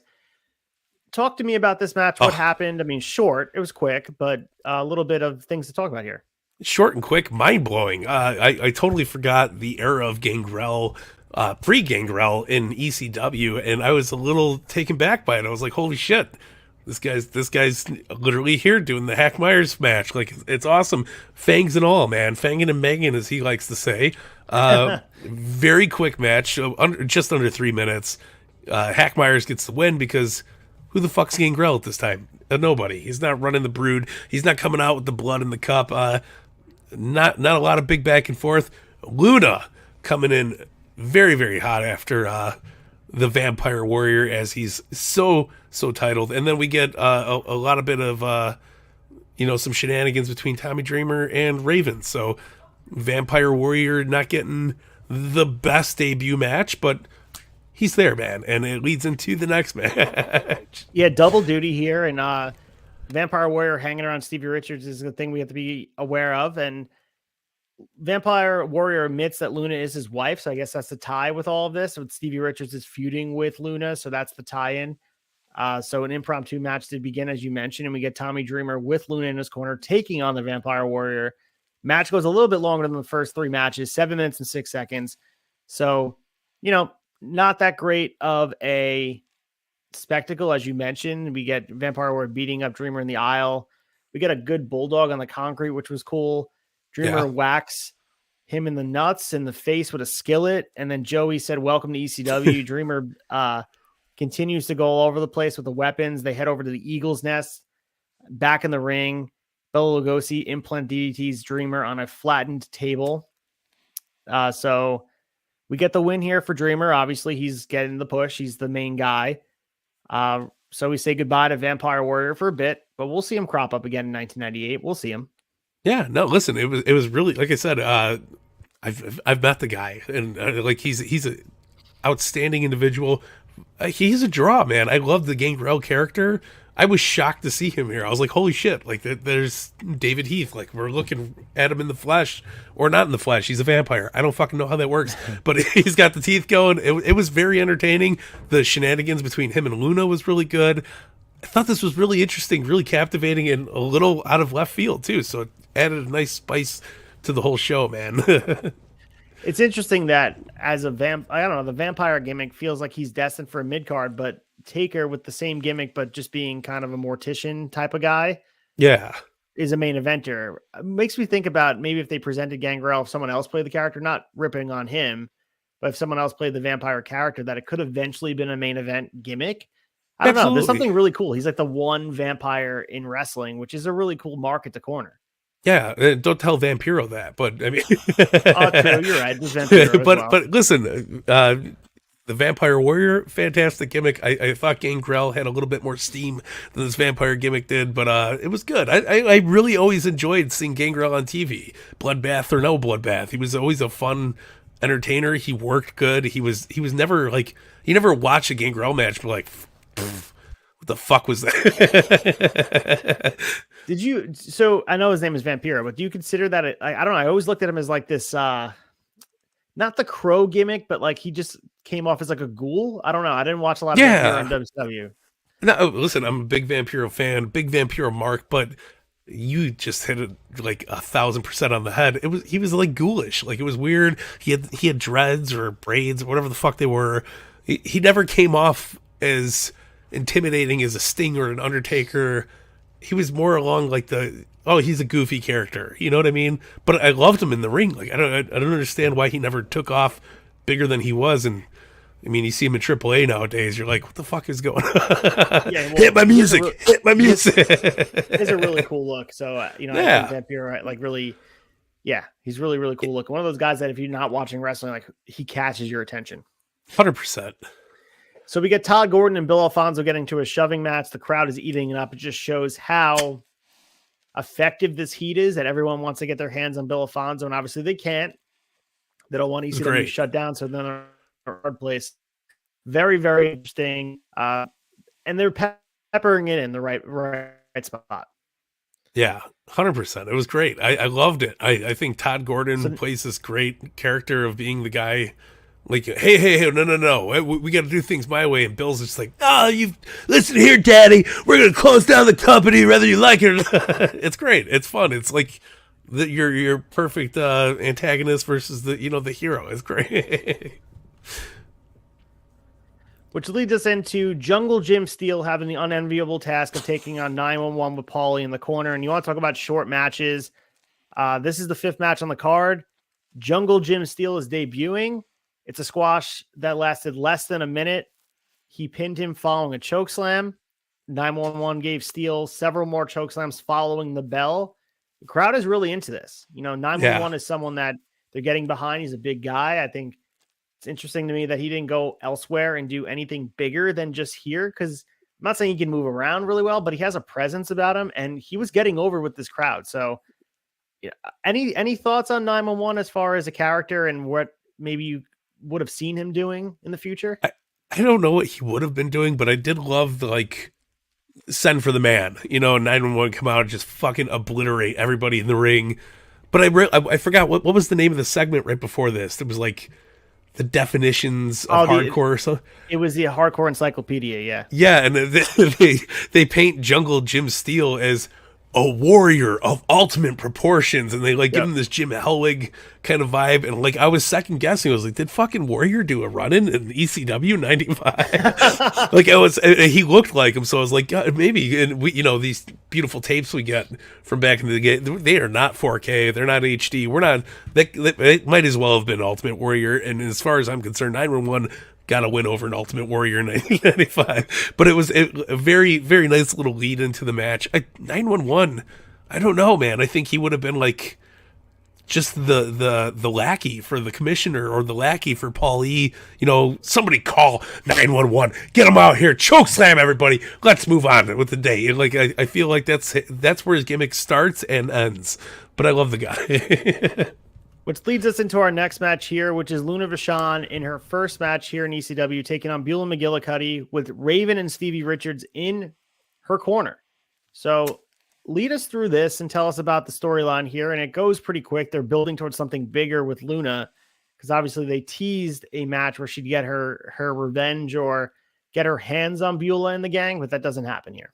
No, and it was fun. There was a lot of cluster fucking going on. Stevie, being the foolish little man he is, he's screwing around with the match. I thought this was really fun. Beulah getting involved, awesome. Luna being there, she's got this presence about her. I love Luna. I think Luna is a very underrated character and worker in the business. I think this was so good. But yeah, obviously we got Stevie causing shenanigans, hits Luna in the back of the head with the chair right as the bell goes off. Beulah gets the pin. It was more about the atmosphere in this match than it was about the action in the ring, I thought, but still really fun. A lot of back and forth between Dreamer and Raven, and it was just good stuff. I don't know. I liked it. Which leads us to the next match, and obviously they're building towards that Luna Steel Cage match that's happening next week on our timeline, next month in their timeline. We get the next match here, which is probably the highlight as far as, I guess, name brand on the card here. I would say this is the match that leads the way, aside from Sandman and Cactus. You see this on the card, you're buying a ticket. It's the Pitbulls and Raven with Stevie in their corner, taking on Too Cold Scorpio and Taz with Paul Lee in their corner. So this is like, it could headline any super card, but it's right here with a couple matches to go.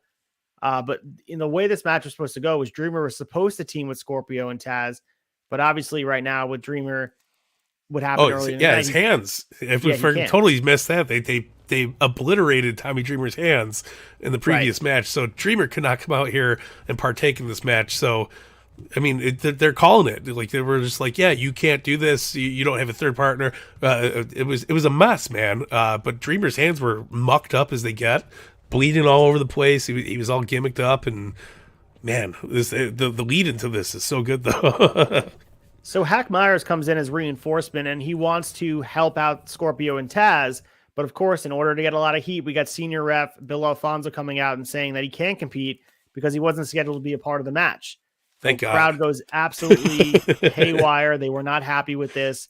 He probably could have allowed it to happen, but since it's the rules, just as he did in the next match we're going to talk about, or the match that didn't happen, this was, him, such a small little nuanced thing that was just building that character of like, I want this guy to get choked out by somebody. It was good. It was good heat too. He was on a roll this whole show.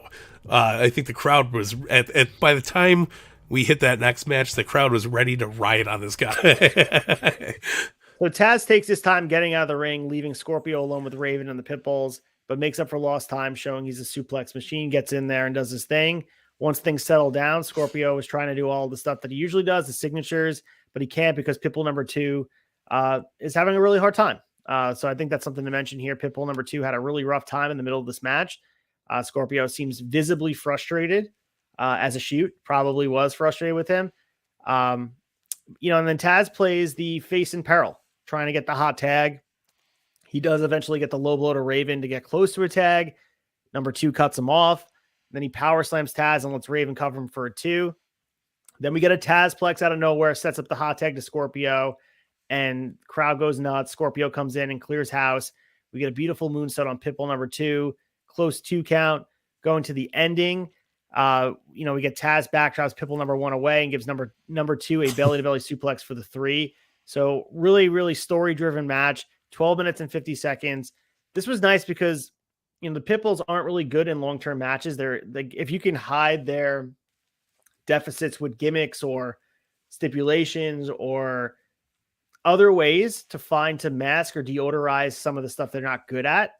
Yeah. But this was really good because I think this showcased him, aside for that Scorpio spot where he was getting upset. This is probably one of their longer matches we've ever seen, even including the double dog collar match. Like, this was 13 minutes. This is a long match for them. Yeah, no, and it was really cool. I think the character advancement of Taz here was completely night and day from the last event we've seen, obviously. I did have a question for you. When Taz picked up the other Pitbull, and Two Cold Scorpios on the top rope, and they had that little bit of confusion there. Yeah. I couldn't tell if that was part of the match or not, and I wanted to get your thoughts on that because it looked like Scorpio was kind of like telling him, like, hey man, I'm the vet, like, let me do my spot. And Ted's like, fuck you, I'm gonna suplex him, like, this is what I do, man. Like, it definitely seemed like that because, like, Scorpio was up top calling for the 450. This is the spot you're alluding to. Yeah, and he's just standing there. Yeah, it was weird, as maybe Scorpio was hot at Pitbull, and that's why he's like, let me just get my shit in, and then Taz finishes this. So yeah, it was a little awkward. I'm curious to see if these guys mentioned somewhere in a shoot interview, but it definitely didn't seem like it was part of it because they were supposed to be a cohesive team overcoming the odds, and that just wasn't the case. It didn't feel like it, right? My one other follow-up before we move on to the next match is thoughts on the change from Taz, going from this Tasmaniac character into this guy coming out very, very shoot tights. He's got the short boots on, shaved head. Completely, could have been a completely new guy. You could have booked him as anybody else, and you would have been like, damn, this guy's got hops. He's like, he's the up-and-comer. He's got some shit. I think it was brilliant. I was even showing my wife the video. She knows who Taz is, but she never seen Taz wrestle, So she was like, holy fuck, like, look at him. And I was like, yeah, this is why Taz is Taz. He was a guy you did not want to fuck with back in the day. And I just loved the new change to the character. Like, it completely remodeled everything and gave this breath of fresh air to him. Completely agree. I think overnight you turned him into a main eventer. Like, not that he didn't have the skill set to be a main eventer, but that Tasmaniac gimmick had a ceiling where he was only going to go so far. You weren't going to see him headlining. You weren't going to see him in the Tarzan singlet on the front of a poster. Now you have this cold-blooded killer that could overcome. It's almost like he's a shorter guy, but can overcome that. Or it even works in his benefit to be this shorter because he comes off as this, not to use the word pitbull, but like a very boxer-like character that he's like kind of at any time he can suplex any man, 2 guys at one time. And it adds to his favor. I think the fact that he's just, the presentation does so much, shaving his head and having this stance and taping his wrist and wearing that singlet with the boots. It just did a world of difference. And I think overnight, even in this match, you recognize he's destined to be world champion. And I don't know if you could say that a couple of weeks ago when he was doing the Tasmaniac gimmick. I'm sure the skill set was there, but just the presentation alone, which shows a huge thing. I mean, we talk about presentation of a whole bunch of different guys and how they are perceived by the audience. Overnight, the ECW arena was like, this is our guy. Like, this is going to be the guy to transition and take the title eventually. And it's going to be a slow grind to get there, but they have a future star in their hands. And I think this is the night they recognized it. Yeah, I was a little taken back because they didn't give him that much room to go out there and be more aggressive against the Pitbulls. I was expecting, a Suplex City-esque match where he's just throwing people left and right, and the Pitbulls not getting that much chance to bring a defense to their repertoire. So it was a little amiss, but I thought it was really done well. I think Taz has presence, especially back in the day. Like, he was a guy you'd look at and be like, I ain't fucking with him. Yeah, and to the point before that I was saying, I think him, if he was bigger, the character wouldn't work. And I know that Yeah, it's a no. weird thing to say. Like he is Taz because of the fact that he has to be tougher. He grew up in the Red Hook section of Brooklyn. Like that became part of his tough exterior and interior, that he's able to overcome any odds because, he's a smaller guy that feels like at any time he can strike, and he moves super fast. And there's something very intimidating about Taz. And then I didn't see that with the long hair and the Tarzan tights. Now, as soon as you shave his head, he's just out there looking like the toughest guy in the roster. And he was the guy who shined in this match, in my opinion. They didn't give him a chance to really do his thing, but just his presence alone, he looked like, if you go through everyone in here, in his Raven, but compare him to Too Cold Scorpio, which you probably would have said, and as far as ranking guys go at an ECW roster, I would say Too Cold at the time was probably a little bit higher than in the hierarchy as far as who's a bigger star. But I think he just completely outshined Scorpio on where he was. No, 1000%. And which just to bring it back to 2022, I think a lot of people look at Hook like in a jokingly manner, but if they watched this, if they were fans of this, they'd understand the presentation a little bit more, right? Like, do you get what I'm saying? Like, I think Hook brings that like scrawny but tough motherfucker like vibe, and you like they should be booking him as a guy you don't want to mess with, and even though it's not quite there yet, and whatever, AEW is doing their thing, but I think if they would have followed the same suit, I think the presentation of Hook overall, I think he would have still been a bigger commodity, even though he's so young right now. I think if they force it, he's kind of a guy you can get away with forcing, because he's got the repetition of his dad being Taz. You got this whole history to kind of build off of that. They should be utilizing that. Yeah, so the thing leads to my next question about Hook. Do you think that a piece of the thing that's holding him back right now is, I'm not saying he has an equivalent to the Tarzan Tasmaniac gimmick, but something about, I know he's popular and I know he looks like the younger generation with like the TikTok hair and all that stuff. I don't get it because I'm 30 something years old, so I don't understand. We're dating ourselves like motherfuckers. Yeah, exactly. He's got the TikTok hair. The kids do.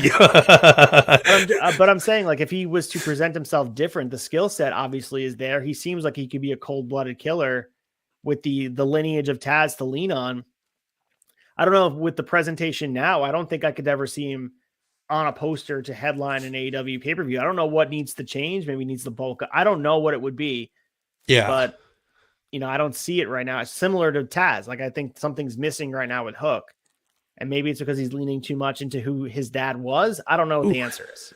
I don't know. I think the dad thing's in his corner is a push. I think the way they've presented him outside of that has kind of been his crutch, it's been kind of holding him back a little bit. I think if they made him more of a Taz-like character where he goes in, which he has, but I mean, you throw him with Danhausen, you're putting him in a lot of fucking tag matches, which I understand he's young as shit, green as hell, but I mean, give the kid a little more oomph, like let him go out there and do his shit, even if he fails. I mean, let it happen. Let him go out there and be a big badass. If they book him like that, I think he would have gotten over a lot more, and I think it would have lasted a little bit longer. When was the last time you watched a Hook match and been like, damn, dude, this guy's fucking shit up? Like, you know what I mean? Like, if they gave him that kind of lead like Paul gave Taz, I think it would work. And I don't think it's got anything to do with the lineage of his dad or anything like that. I just think you have to believe in that character and put your foot on the fucking gas, man. Yeah, I mean, there was a one part of the year this year that he was white hot and ready for a huge push. I'm not sure exactly where that push would have led to.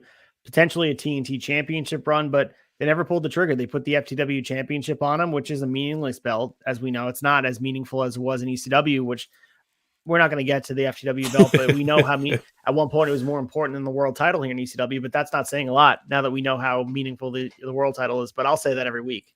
Yeah. But yeah, it's an interesting comparison because I think with Taz just overnight that they just, I guess same thing with Stone Cold. You can compare him to when he was stunning Steve and he's with the Hollywood Blondes, and you finally just tap into who's this guy from Victoria, Texas. He's a beer drinking, cursing guy who just like you turn him up to 1,000. I think this is Taz up to 1,000. So I think that's why it worked. 100%, man. All right, so let's go to the next match, which winds up being a no match, but we have the World Tag Team Champions Public Enemy coming out to a huge pop. Crowd really reacts to them. We're supposed to get the team of Bad Breed, which we know is Ian Rodden and Axel Rodden. So Ian Rodden was supposed to be the mystery partner for Axel when he comes out.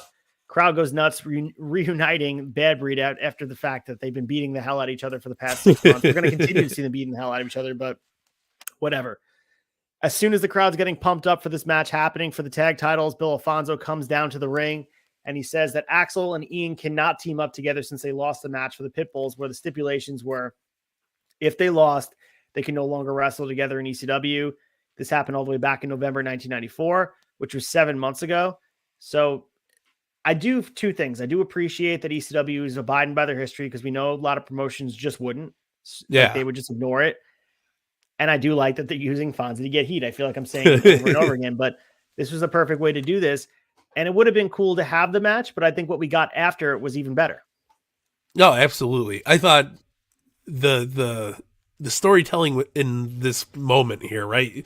Axel's out there. He starts talking mad shit. You guys want to see a match? He calls Ian out. Ian comes out. You're ready. You're like, okay, shit, we're going into this. And then Fonzie comes out. And he's like, no, it ain't happening, Daddy. We got to, and he goes back to all the history. And then Axel's just like, fine, we'll fuck each other up. And then just beat the piss out of each other walking out the arena. Like, perfect fucking, perfect Axel Rotten and Ian Rotten segment, right? Because they're just over it. They're like, you guys don't want to fuck. You paid to see us, which I don't think a lot of people did. And yeah, they're just like, we're gonna go fucking beat the hell out of each other. And they just kind of walk off and through the crowd, and you're sitting there wondering what the hell's gonna happen. And it wasn't the NWA playing on the intercoms and the big speakers, but we get the debut of the Gangstas, brother. We get New Jack and we get Mufasa, and they just come out doing what the Gangstas do best, taking control over everybody in that ring, fucking people up left and right. Amazing. And I was so sad to see the cops come out and arrest the Gangstas. I was like, in 1995, this shit does not go by, under the bridge, and nor does it in 2022. I was a little taken back by it. True. And also, the thing is, you're setting a bad precedent for, I guess, allowing people to jump in the ring. You know what I mean? Like, if you're trying to do this as a shoot, where we already have the concerns about being in the arenas and having people bringing weapons in and worried about the competitors in and out of the ring, if they're saying that, like, if someone didn't know that they were from Smoky Mountain Wrestling, which most of the wrestling fans did, but if you're watching the event and there's supposed to be just two random guys coming in with weapons, that, yeah, they got arrested, but they still did it, and they had an angle from it. So, like, I don't know, but let's just talk about, Mustafa and New Jack for a sec, coming over from Smoky Mountain Wrestling. And I was really impressed with Mustafa too, because he had a presence about him where most people give the love to New Jack, obviously, because his career in ECW is a little bit longer, but them as the Gangstas, they built a huge, huge following in Smoky Mountain Wrestling, where obviously Smoky Mountain Wrestling is Jim Cornette's baby. The fact that they were over there getting heat in that territory, and their style doesn't really gel well with Smoky Mountain Wrestling, but ECW was a perfect fit. So them attacking Public Enemy is the perfect introduction to this ECW audience. And, Todd Gordon coming out with the Police, it immediately builds them as this baby face going forward, because the crowd wanted to see them get into it. And they represent everything that ECW is about, with the weapons and the chaos and jumping off of high shit. Everybody that's there pretty much knows who they are. Like, we talk about all the time, the ECW fan base that's attending these events, they are very, very hardcore intelligent fans following in any way. So some of them have seen the Gangstas before. They're familiar with their act, but a lot of them are moving into, wow, these guys are going to be ours. It's not like they're outsiders coming to Terry. It feels like they've always been ECW. They just haven't been there yet, if that makes sense. Yeah, no, 100%. And I think just the color that New Jack gave Rocco Rock, there was a lot of good juice going on in this match. As we were talking about juice, it was like, what a debut. And I could just feel Jim Cornette smiling watching New Jack and Mustafa in there. He's like, those are my fucking babies, man. Like, go get them. And like, because he had a lot of faith in them in Smoky Mountain. And I've watched countless hours of the drive-in and all this stuff of him talking about how much love he had for New Jack and Mustafa. And it killed them a little bit for them to go over to ECW because it took away from Smoky Mountain, which I wholeheartedly understand. But these guys came in with so much heat behind them, so much love, and like you said, the ECW fan base was like, hell yeah, like finally we got, you know, two badass dudes coming in here. I thought it was done very well. I batted my eye at their wrestling, but I also think it was brilliant having Todd Gordon come out with the cops, you know, get these guys out of our ring, blah, blah, blah, they don't belong here. Good booking, very, very good booking, and it just goes to show, I mean, the future for New Jack is outstanding. And like you said, Mustafa was very, very well received here. I think he looked like $1 million. I think him and New Jack together, great fucking team. The Gangstas are legit, man. Yeah, I love them as a team, and we do know what New Jack's about, and most people have seen the compilation package. If you haven't watched ECW in full, you've seen him come out with a shopping cart full of weapons and beating people up with the, you know, Ice Cube playing over the speakers. So that's his legacy. But before that, they were a very well-established tag team that went from Smoky Mountain Wrestling to ECW, and it was a huge addition at the time for them to join this ECW tag division. And they really established themselves from the jump. They went for the biggest fish in the whole pond. It was Public Enemy going after the titles, and they established themselves as the 1B to the 1A of Public Enemy because that spot was willing to be filled. I mean, we talk about the other tag champs that were in the history of us in 95. You know, Benoit and Malenko are not really typically a tag team. They're part of the triple threat with Shane Douglas, but they're more single competitors. Then you also go down the line with the Pitbulls. That ship has sort of sailed. Once you do a double dog collar match, it's hard to do anything else with them. So they desperately needed another tag team to challenge Public Enemy. And these guys will go at it very, very soon. I think we're going to get a cage match as well. They're going to a sick match coming up next month. Really off to the races, and it helps them do their thing. So I'm pumped about it. Yeah, no, 100%, man. I'm excited for the Gangstas to be in the house. All right, so let's go to the ECW World Championship match. We have Sandman taking on Cactus Jack in a barbed wire match. So I'll let you take the lead here. Let's just make sure to kind of highlight the fact that Cactus is wearing a Bruiser Brody and a Stan Hansen shirt under his flannel.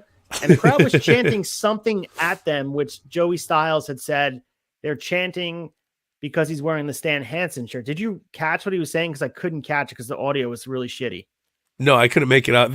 So out of quality wise, this was probably one of the worser shows we watched because there was a lot of static, especially when the performers are like this and everybody's talking like this. So it sounds like Tony Khan's on the intercom the whole time. It's a lot going on, but I popped huge for the Bruiser Brody Stan Hansen t-shirt. Listen, man, he's paying homage to his homies, and why wouldn't we love that, right? This was awesome. The second you see the barbed wire replace the ropes on the ring, you know you're in for a good time. Sandman and Cactus Jack literally tear the shit out of each other. Cactus drawing a little bit more blood than Sandman does, but they're going back and forth. They're beating the hell out of each other for a good portion of the match.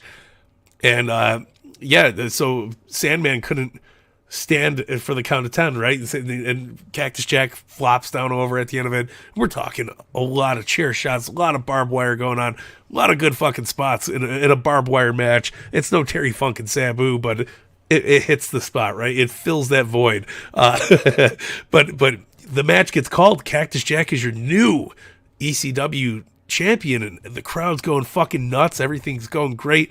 And that weasel fucking Bill Alfonso comes running down to the ring and goes, "Listen, man, according to the rules, we can't change a title on a count of 10. So I'm calling it. We're restarting the match." Fucking again, that heat-seeking magnet Bill Alfonso fucking pisses off everybody in that building, including Cactus Jack and the Sandman.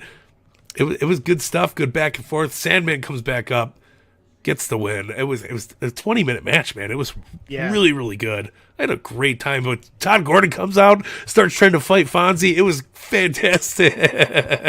There was a spot in this match, and I think the spot where I audibly gasped was him being Cactus gets springboarded onto the top of the ropes, and that he's not going to bounce back.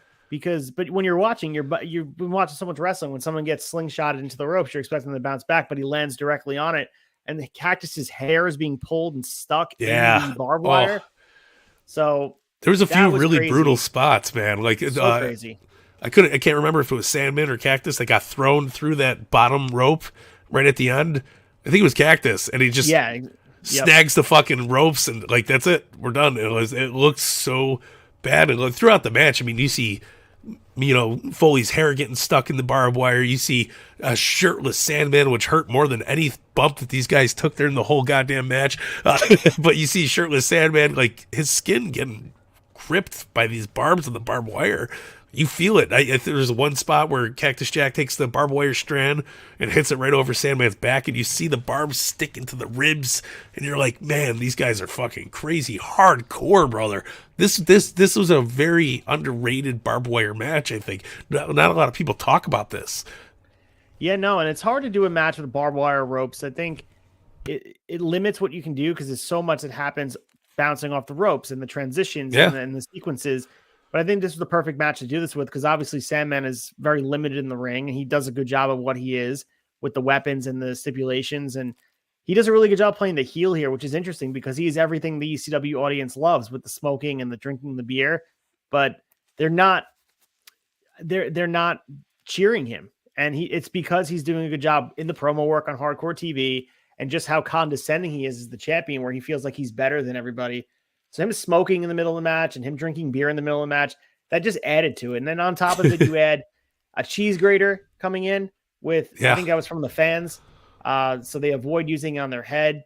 But this barbed wire looked like it hurt really, really, really bad. Connected to every single one of their skins. We see them digging into their arms where blood was coming out of it. Seemed like they were pretty angry at each other on some spots where Sandman was getting pissed, and the chair shots were brutal.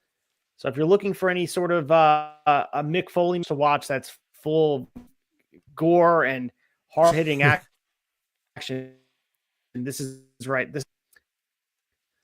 Listen, like I said, it's a very underrated barbed wire match. Good Foley match, good Sandman match. I wish Foley would have gotten the chance to have that title. They felt like it was a good moment to do it. And listen, we got a lot of story to tell here. Sandman is obviously the guy, but I felt robbed when they were like, Mick Foley's the new champ, and you're like, hell yeah, Cactus Jack, and then Fonzie comes out and shit's all over. Hey, fuck you, Daddy, we're going back. We're restarting the match, man. I was just like, all right, here we go. So you mentioned the Todd Gordon and the Bill Alfonso stuff, which is all you need to know about that. But Cactus is left wobbling around the ring, wrapped in barbed wire. He gets a standing ovation from the audience in Philly. It is a story that is definitely vintage ECW. It's what you're looking for. And that's what I really enjoyed about this match. I really thought it was interesting to develop this angle and get people to feel a certain way. I mean, the roller coaster of emotions. You thought Cactus won. You thought Sandman lost. You thought Bill Alfonso was going to get his comeuppance. And they did a really good job of taking the audience on a ride here. And that's what wrestling's all about. Yeah, no. And we've seen two guys get barbarically thrown through barbed wire. So it adds to it heightens the drama there. You find yourself, like, I guess this is a question about ECW as far as presentation goes. Do you find yourself desensitized to watching a match like this? Do you think if this happened, like, obviously if it happened in WWF 1995, it would be groundbreaking because it's like, holy shit, I can't believe it's happening. But since it's happened in ECW where chair shots and frying pans are happening on the whole card, do you feel like it took away from the match or added to it? I don't know. I feel like this is as big as the hardcore gets, especially for ECW. I mean, we see New Jack jumping off balconies and shit, but that's not until later on. I think a barbed wire match like this is the height of heights for ECW in 95, right? It doesn't get more extreme than this. It doesn't get more barbaric. I think Foley did a great job selling, especially when Sandman's like digging into his arm with the barbed wire and shit like that. So I don't think I'm fully desensitized from it yet in the context of it being 95. Obviously now we could go back and watch and be like, oh, we've seen this shit a million times over. It doesn't matter. Like, you see light tubes at GCW every weekend. You see, everything and anything. I mean, Joey Janela walking out with a fucking Bermuda python. So like, yeah, like we weren't. I feel like rewatching it, I'm still in that mindset where I'm not fully desensitized yet. We haven't seen Hell in the Cell. We haven't seen anything like that. No thumbtacks, no fire, no. Like, so we're just kind of in that moment. So I think this was a good blow off, right? Because that's basically what it is. It's a blow off for the belt. It wasn't bad. I don't think it was terrible. I think it was cool. It was great in the context. Fun match to watch. I could, if we seen it nowadays, I'd be like, eh. You know what I mean? Like, but that's because, I mean, we watch so much. We have so much wrestling to digest, so much extreme wrestling, so much more barbaric, hardcore wrestling. I mean, we watch guys take fucking light tubes and stick it in people's foreheads once a month. You know, how more gangster does it get than that? Yeah, the wood skewers. We've seen, the Yeah. glass. We've seen those the Funko bats with thumbtacks on them. So they've stepped their game up since from 95 to 2022. What's those little metal things that aren't cheese graters, but they look like cheese graters that they kind of stick into their skin? Oh, yeah. But I think it's the same function as like getting cheeses to be very finely, precisely. Yeah. So, yeah, it does wonders to your skin. Yeah, in this day and age of GCW and the Nick Gages, I think this is a little lackluster and doesn't really fulfill what you were expecting of it. But in 1995, this is some crazy shit, and I'm fucking here for it. So I know on the debate they had the conversation about GC. Like, I think the question was, is GCW the new ECW? Ooh. And you weren't on the debate. I'm curious what your thoughts are on that, because the question is, if you believe GCW is going to be as influential as ECW, I agree with everything that was being said, but I felt like everyone that was ripping on GCW wasn't being fair. But I'm curious what your thoughts were. Yeah, so influentially, yes. I think there's a lot more meat on the bone for GCW as opposed to it just being hardcore wrestling. And we've witnessed it. We've watched the shows. You see Speedball Mike Bailey, Blake Christian, just to name a few. They go out there, they put on Jordan these Oliver, guys like that. Nick Wayne. Of course. Then you put out these Dean Malenko, Eddie Guerrero matches of a lot. I mean, we're getting a lot of good wrestling on GCW.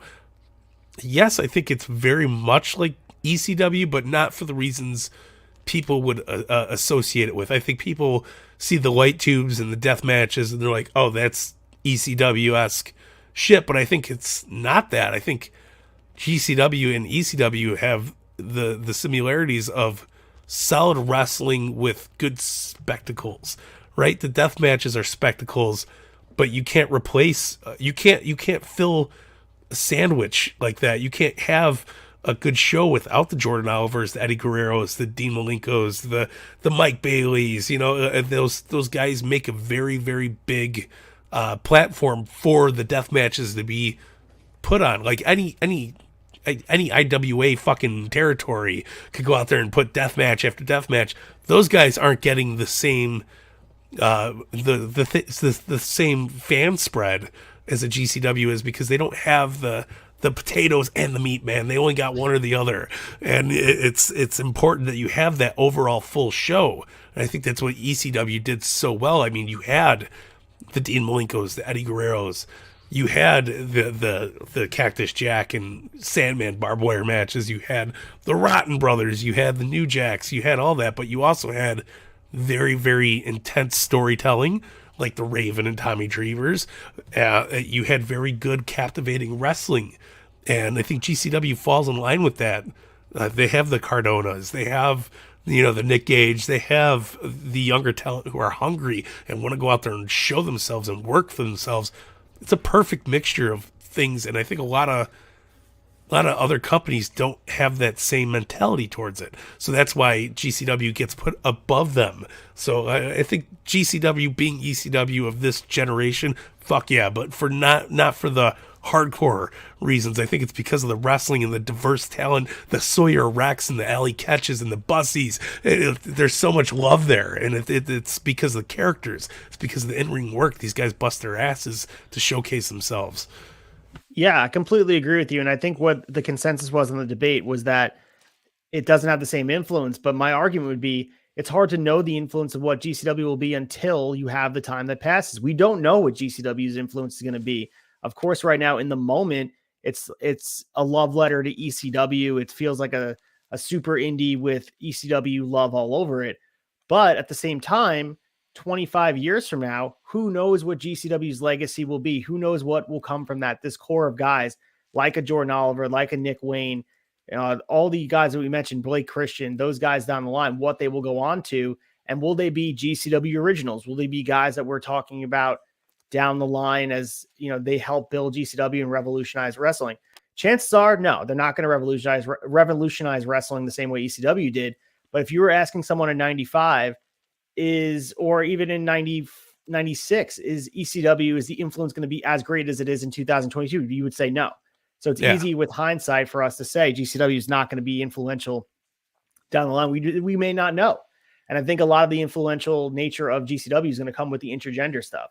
You could obviously impacted their thing with Tessa Blanchard being the world champion, but I think GCW took it to the next step with go down the line with, Yamashita, who she's kicking the shit out of guys, and Allie Katch is being looked at as a viable threat to the GCW championship. So, maybe that will be their legacy, but again, it's hard for us to tell until, we're sitting here 25 years from now talking about GCW 2021 in shot and nostalgia. You know what I'm saying? Wink, wink, nod, nod. See. So I don't know. It's just an interesting conversation because I felt like it was easy out for people to be like, no, because it fits in everything we're talking about, how ECW is remembered so fondly without all its warts. And like, obviously it has done so much for wrestling, but when you watch it on a weekly basis, a lot can be said about a lot of the flaws, and people gloss over those things like a filter because you remember fondly what you want to remember. And people, hardcore TV it's hardly watchable. Yeah. The super card, some of the half of this card wasn't really competitive matches. So you can't really say that about GCW. When you watch any of those events on Fight Plus, most of the events are going to leave you thoroughly entertained, and the fan experience is similar. So I would say, GCW and ECW are a lot more similar than they're not similar. So that's my feeling. But in good manners too. So I totally agree with you. I think that the art forms there, I think the respect towards what the guys and gals are doing in the ring it's very important. And to see, them have these crazy death matches between men and women, awesome. I think it's beautiful. It's just as important as having Beulah and Gangrel in the same ring. You don't look at it like that until we're further down the road. But I think having, Luna and all these people in this bubble with, Stevie Richards and all this shit, I think it adds so much more than we weren't expecting and weren't appreciative of, just before we started doing this. I think the ECW does a really good job putting women first in storylines, even though it does look demeaning for the times because it was 95. I mean, it was the wild, wild west back then, much as anybody would say. If we were doing this podcast in 1995, we would be saying the same thing about 85, is 75. So it's times change, but I mean, at least there was an effort here to try to make women more a prevalent part of the show.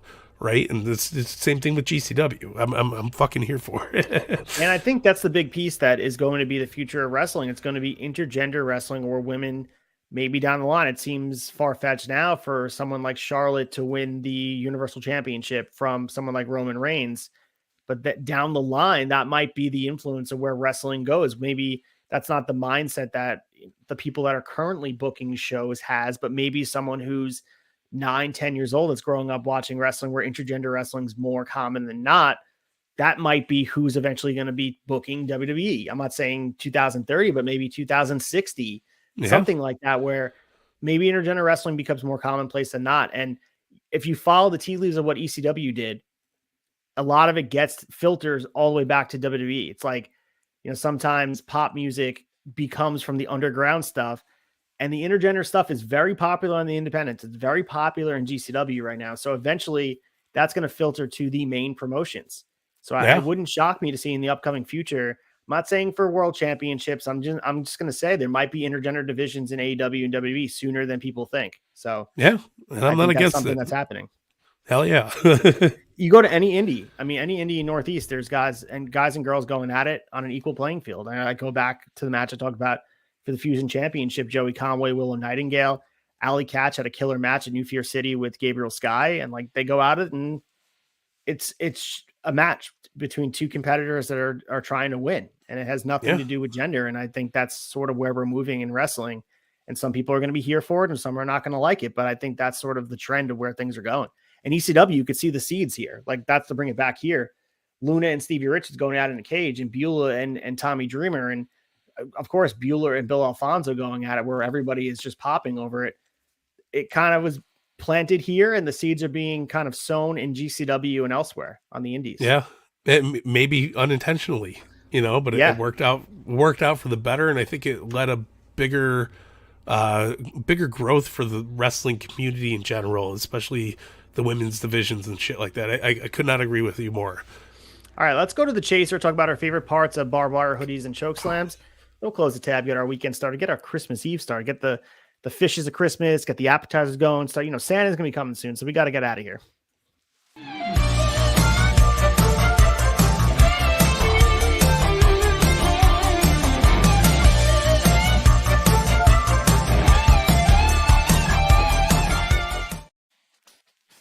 All right, here we have the chaser. Every week we'll pick our favorite part of the event. Barbed wire hoodies and chokeslams. Mike Belcaster, lead the way. What was your favorite part of this event to watch? Man, as much as I am a Cactus Jack fan, brother, let me tell you, Daddy, I loved the barbed wire match between him and Sandman, but my favorite part of this show, we'll put aside the Bill Alfonso heat, because this was a little better than last week on the Bill Alfonso side of things, but my love goes towards the rebut of Taz. I love how well put together he looks. Completely different person, like we said, than he was a week ago when we were doing the last show. This package they put together with the future that is here for Taz, it's unbelievable, and the character that he becomes so rather quickly. It's night and day, unbelievable, and just to see this guy go out there, complete new look, shave head, orange and black tights, small boots, ready to roll. I love every minute of it, and I mean, come on, he was tag teaming with Too Cold Scorpio, who's one of my favorites of all time. So happy to see it, man, and it was a very entertaining, very well done reboot, if you will. So I love that too. I'm going to go with the debut of the Gangstas from SMOKY MOUNTAIN WRESTLING. To see them debut here in ECW is really cool to see. Circle this on the event as a game-changing moment of ECW having a new face, a fresh injection of a tag team that is much needed for the division. So that was my moment. And of course, you gave love to it, but also the Sandman Cactus Jack barbed wire match was everything and more you could have wanted. These guys put their bodies on the line, and it really established Sandman as a dominant champion, where even going in, you probably think Cactus, the hardcore legend, was going to get the win here. But Sandman, despite Bill Alfonso, the best efforts to get Cactus the title, Sandman does walk out with title. So, Bill Alfonso screwed Cactus. We're going to get more done here. Maybe when Shane Douglas is back here. I think he had a wedding for this event, so he wasn't involved. That's what the newsletter said. So we will get more involvement with the world champion. It was nice to see the main event for the first time in a while, where the world title felt like it was the main focus aside from everything else, not in the middle of the card, not buried. Yeah, 100%. It did feel in its right place on the card tonight too. It really did. Like closing the show with the title match, it was very fitting, especially two big names in the hardcore world, Cactus Jack and the Sandman. It was perfect. So let's close the tab. Let's get our Christmas weekend started. We're going to talk about what's going on in the tavern and what's going on for the weekend, and just kind of wrap things up in a nice little neat bowl in a gift bag.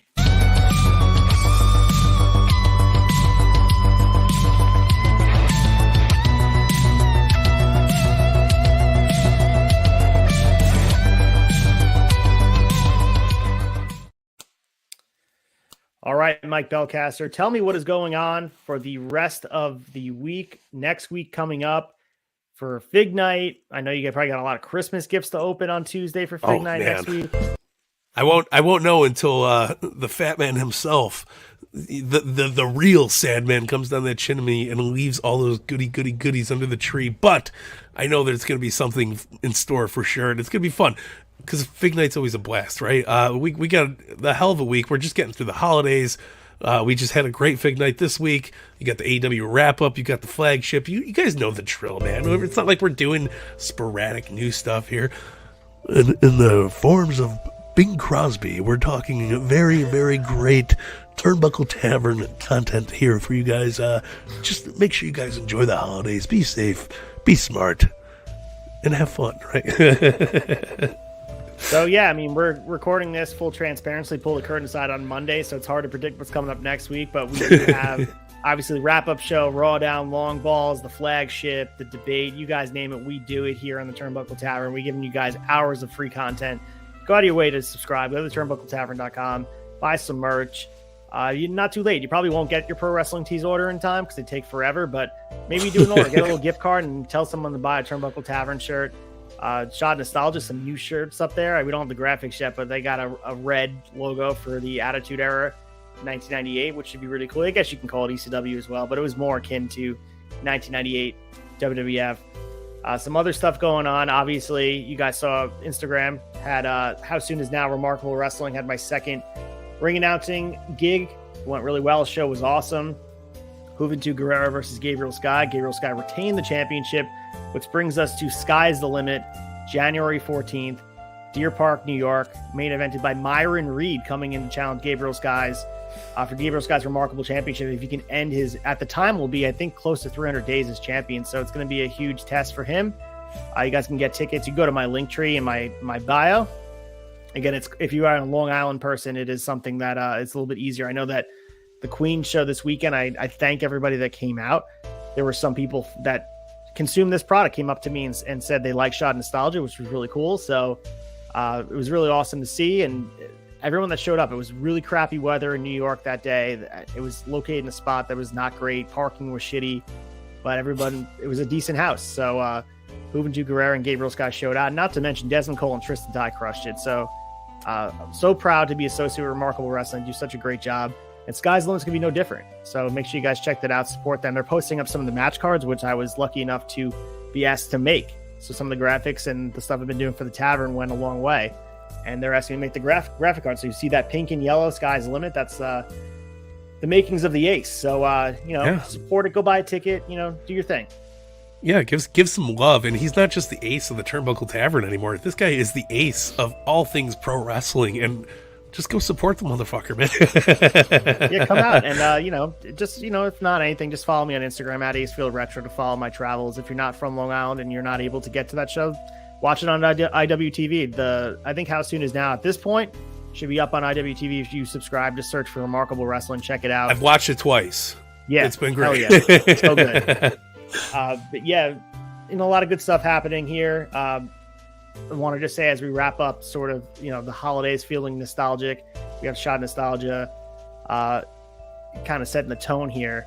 Just want to thank you, man, from the bottom of my heart for what a year this was. This has been such a journey. I know we're going to have another show right before the end of the year. It will be the day before New Year's Eve. But 2022, what a ride, man. When this year started, I didn't know you. So this is this has been one of the better years that I've had. And it's because, getting to work collaboratively with you and getting to know you, and it's been amazing. So thank you for that. Likewise, man. We don't do things in going 10 miles an hour. We go full speed always. I mean, you got out here to Chicago. We've done we've done like 4 wrestling shows together, and we, like you said, we didn't even know each other this year. This time last year, you were a complete stranger to me. No, and that's the love of what wrestling does for everybody, and I hope everybody takes that message and takes that little bit of light for what it is, guys. Wrestling, everything in life is beautiful, and you never know who you're going to meet, and you never know where it's going to bring you. And goddamn, am I so glad that it's crossed our paths, because I couldn't be more happier to have another brother like you in my goddamn life. And it's been a goddamn honor to be going through this ride of nostalgia with you, and I think it's only beginning, and it's gonna get even better, brothers. It's gonna be raw in a few weeks. It's gonna be great, and God damn it, Vince is gonna come out with all this grapefruits, and we're gonna have a good time. But I'm so excited for what the future holds, and I'm a little taken back here, but yeah, man, this has been nothing but the best, and I wouldn't have a better time with anybody else in the goddamn world besides you. So thank you, man. Of course, man. I hope everybody that's watching has a beautiful holiday, safe and happy. Merry Christmas, happy Hanukkah, whatever you are celebrating. Make sure you guys are spending time with your family, enjoying the time, being safe most of all, and just appreciating the people around you. So this is just the time of year that's you want to definitely appreciate family, friends, loved ones that make your life special. So Merry Christmas to everybody. I hope you guys have a great time with your families. Belcaster, same to you. I'm sure I'll text you, but Merry Christmas, my friend. We got Santa coming down the aisle, someone coming down the aisle to us and delivering us all the presents. So, oh boy, I can't wait though. Merry Christmas to you as well, sir. It's been a pleasure as always. So lead us out. We got 30 seconds, Paul Heyman. Ladies and gentlemen, that piece of shit with the beard and red suit is coming down your chimney, and I guarantee you that he will give you the best matches and the best quality content that you paid for right here down at the Turnbuckle Tavern and the rest of your life. I'm Paul E. Dangerously, and have a Merry fucking Christmas.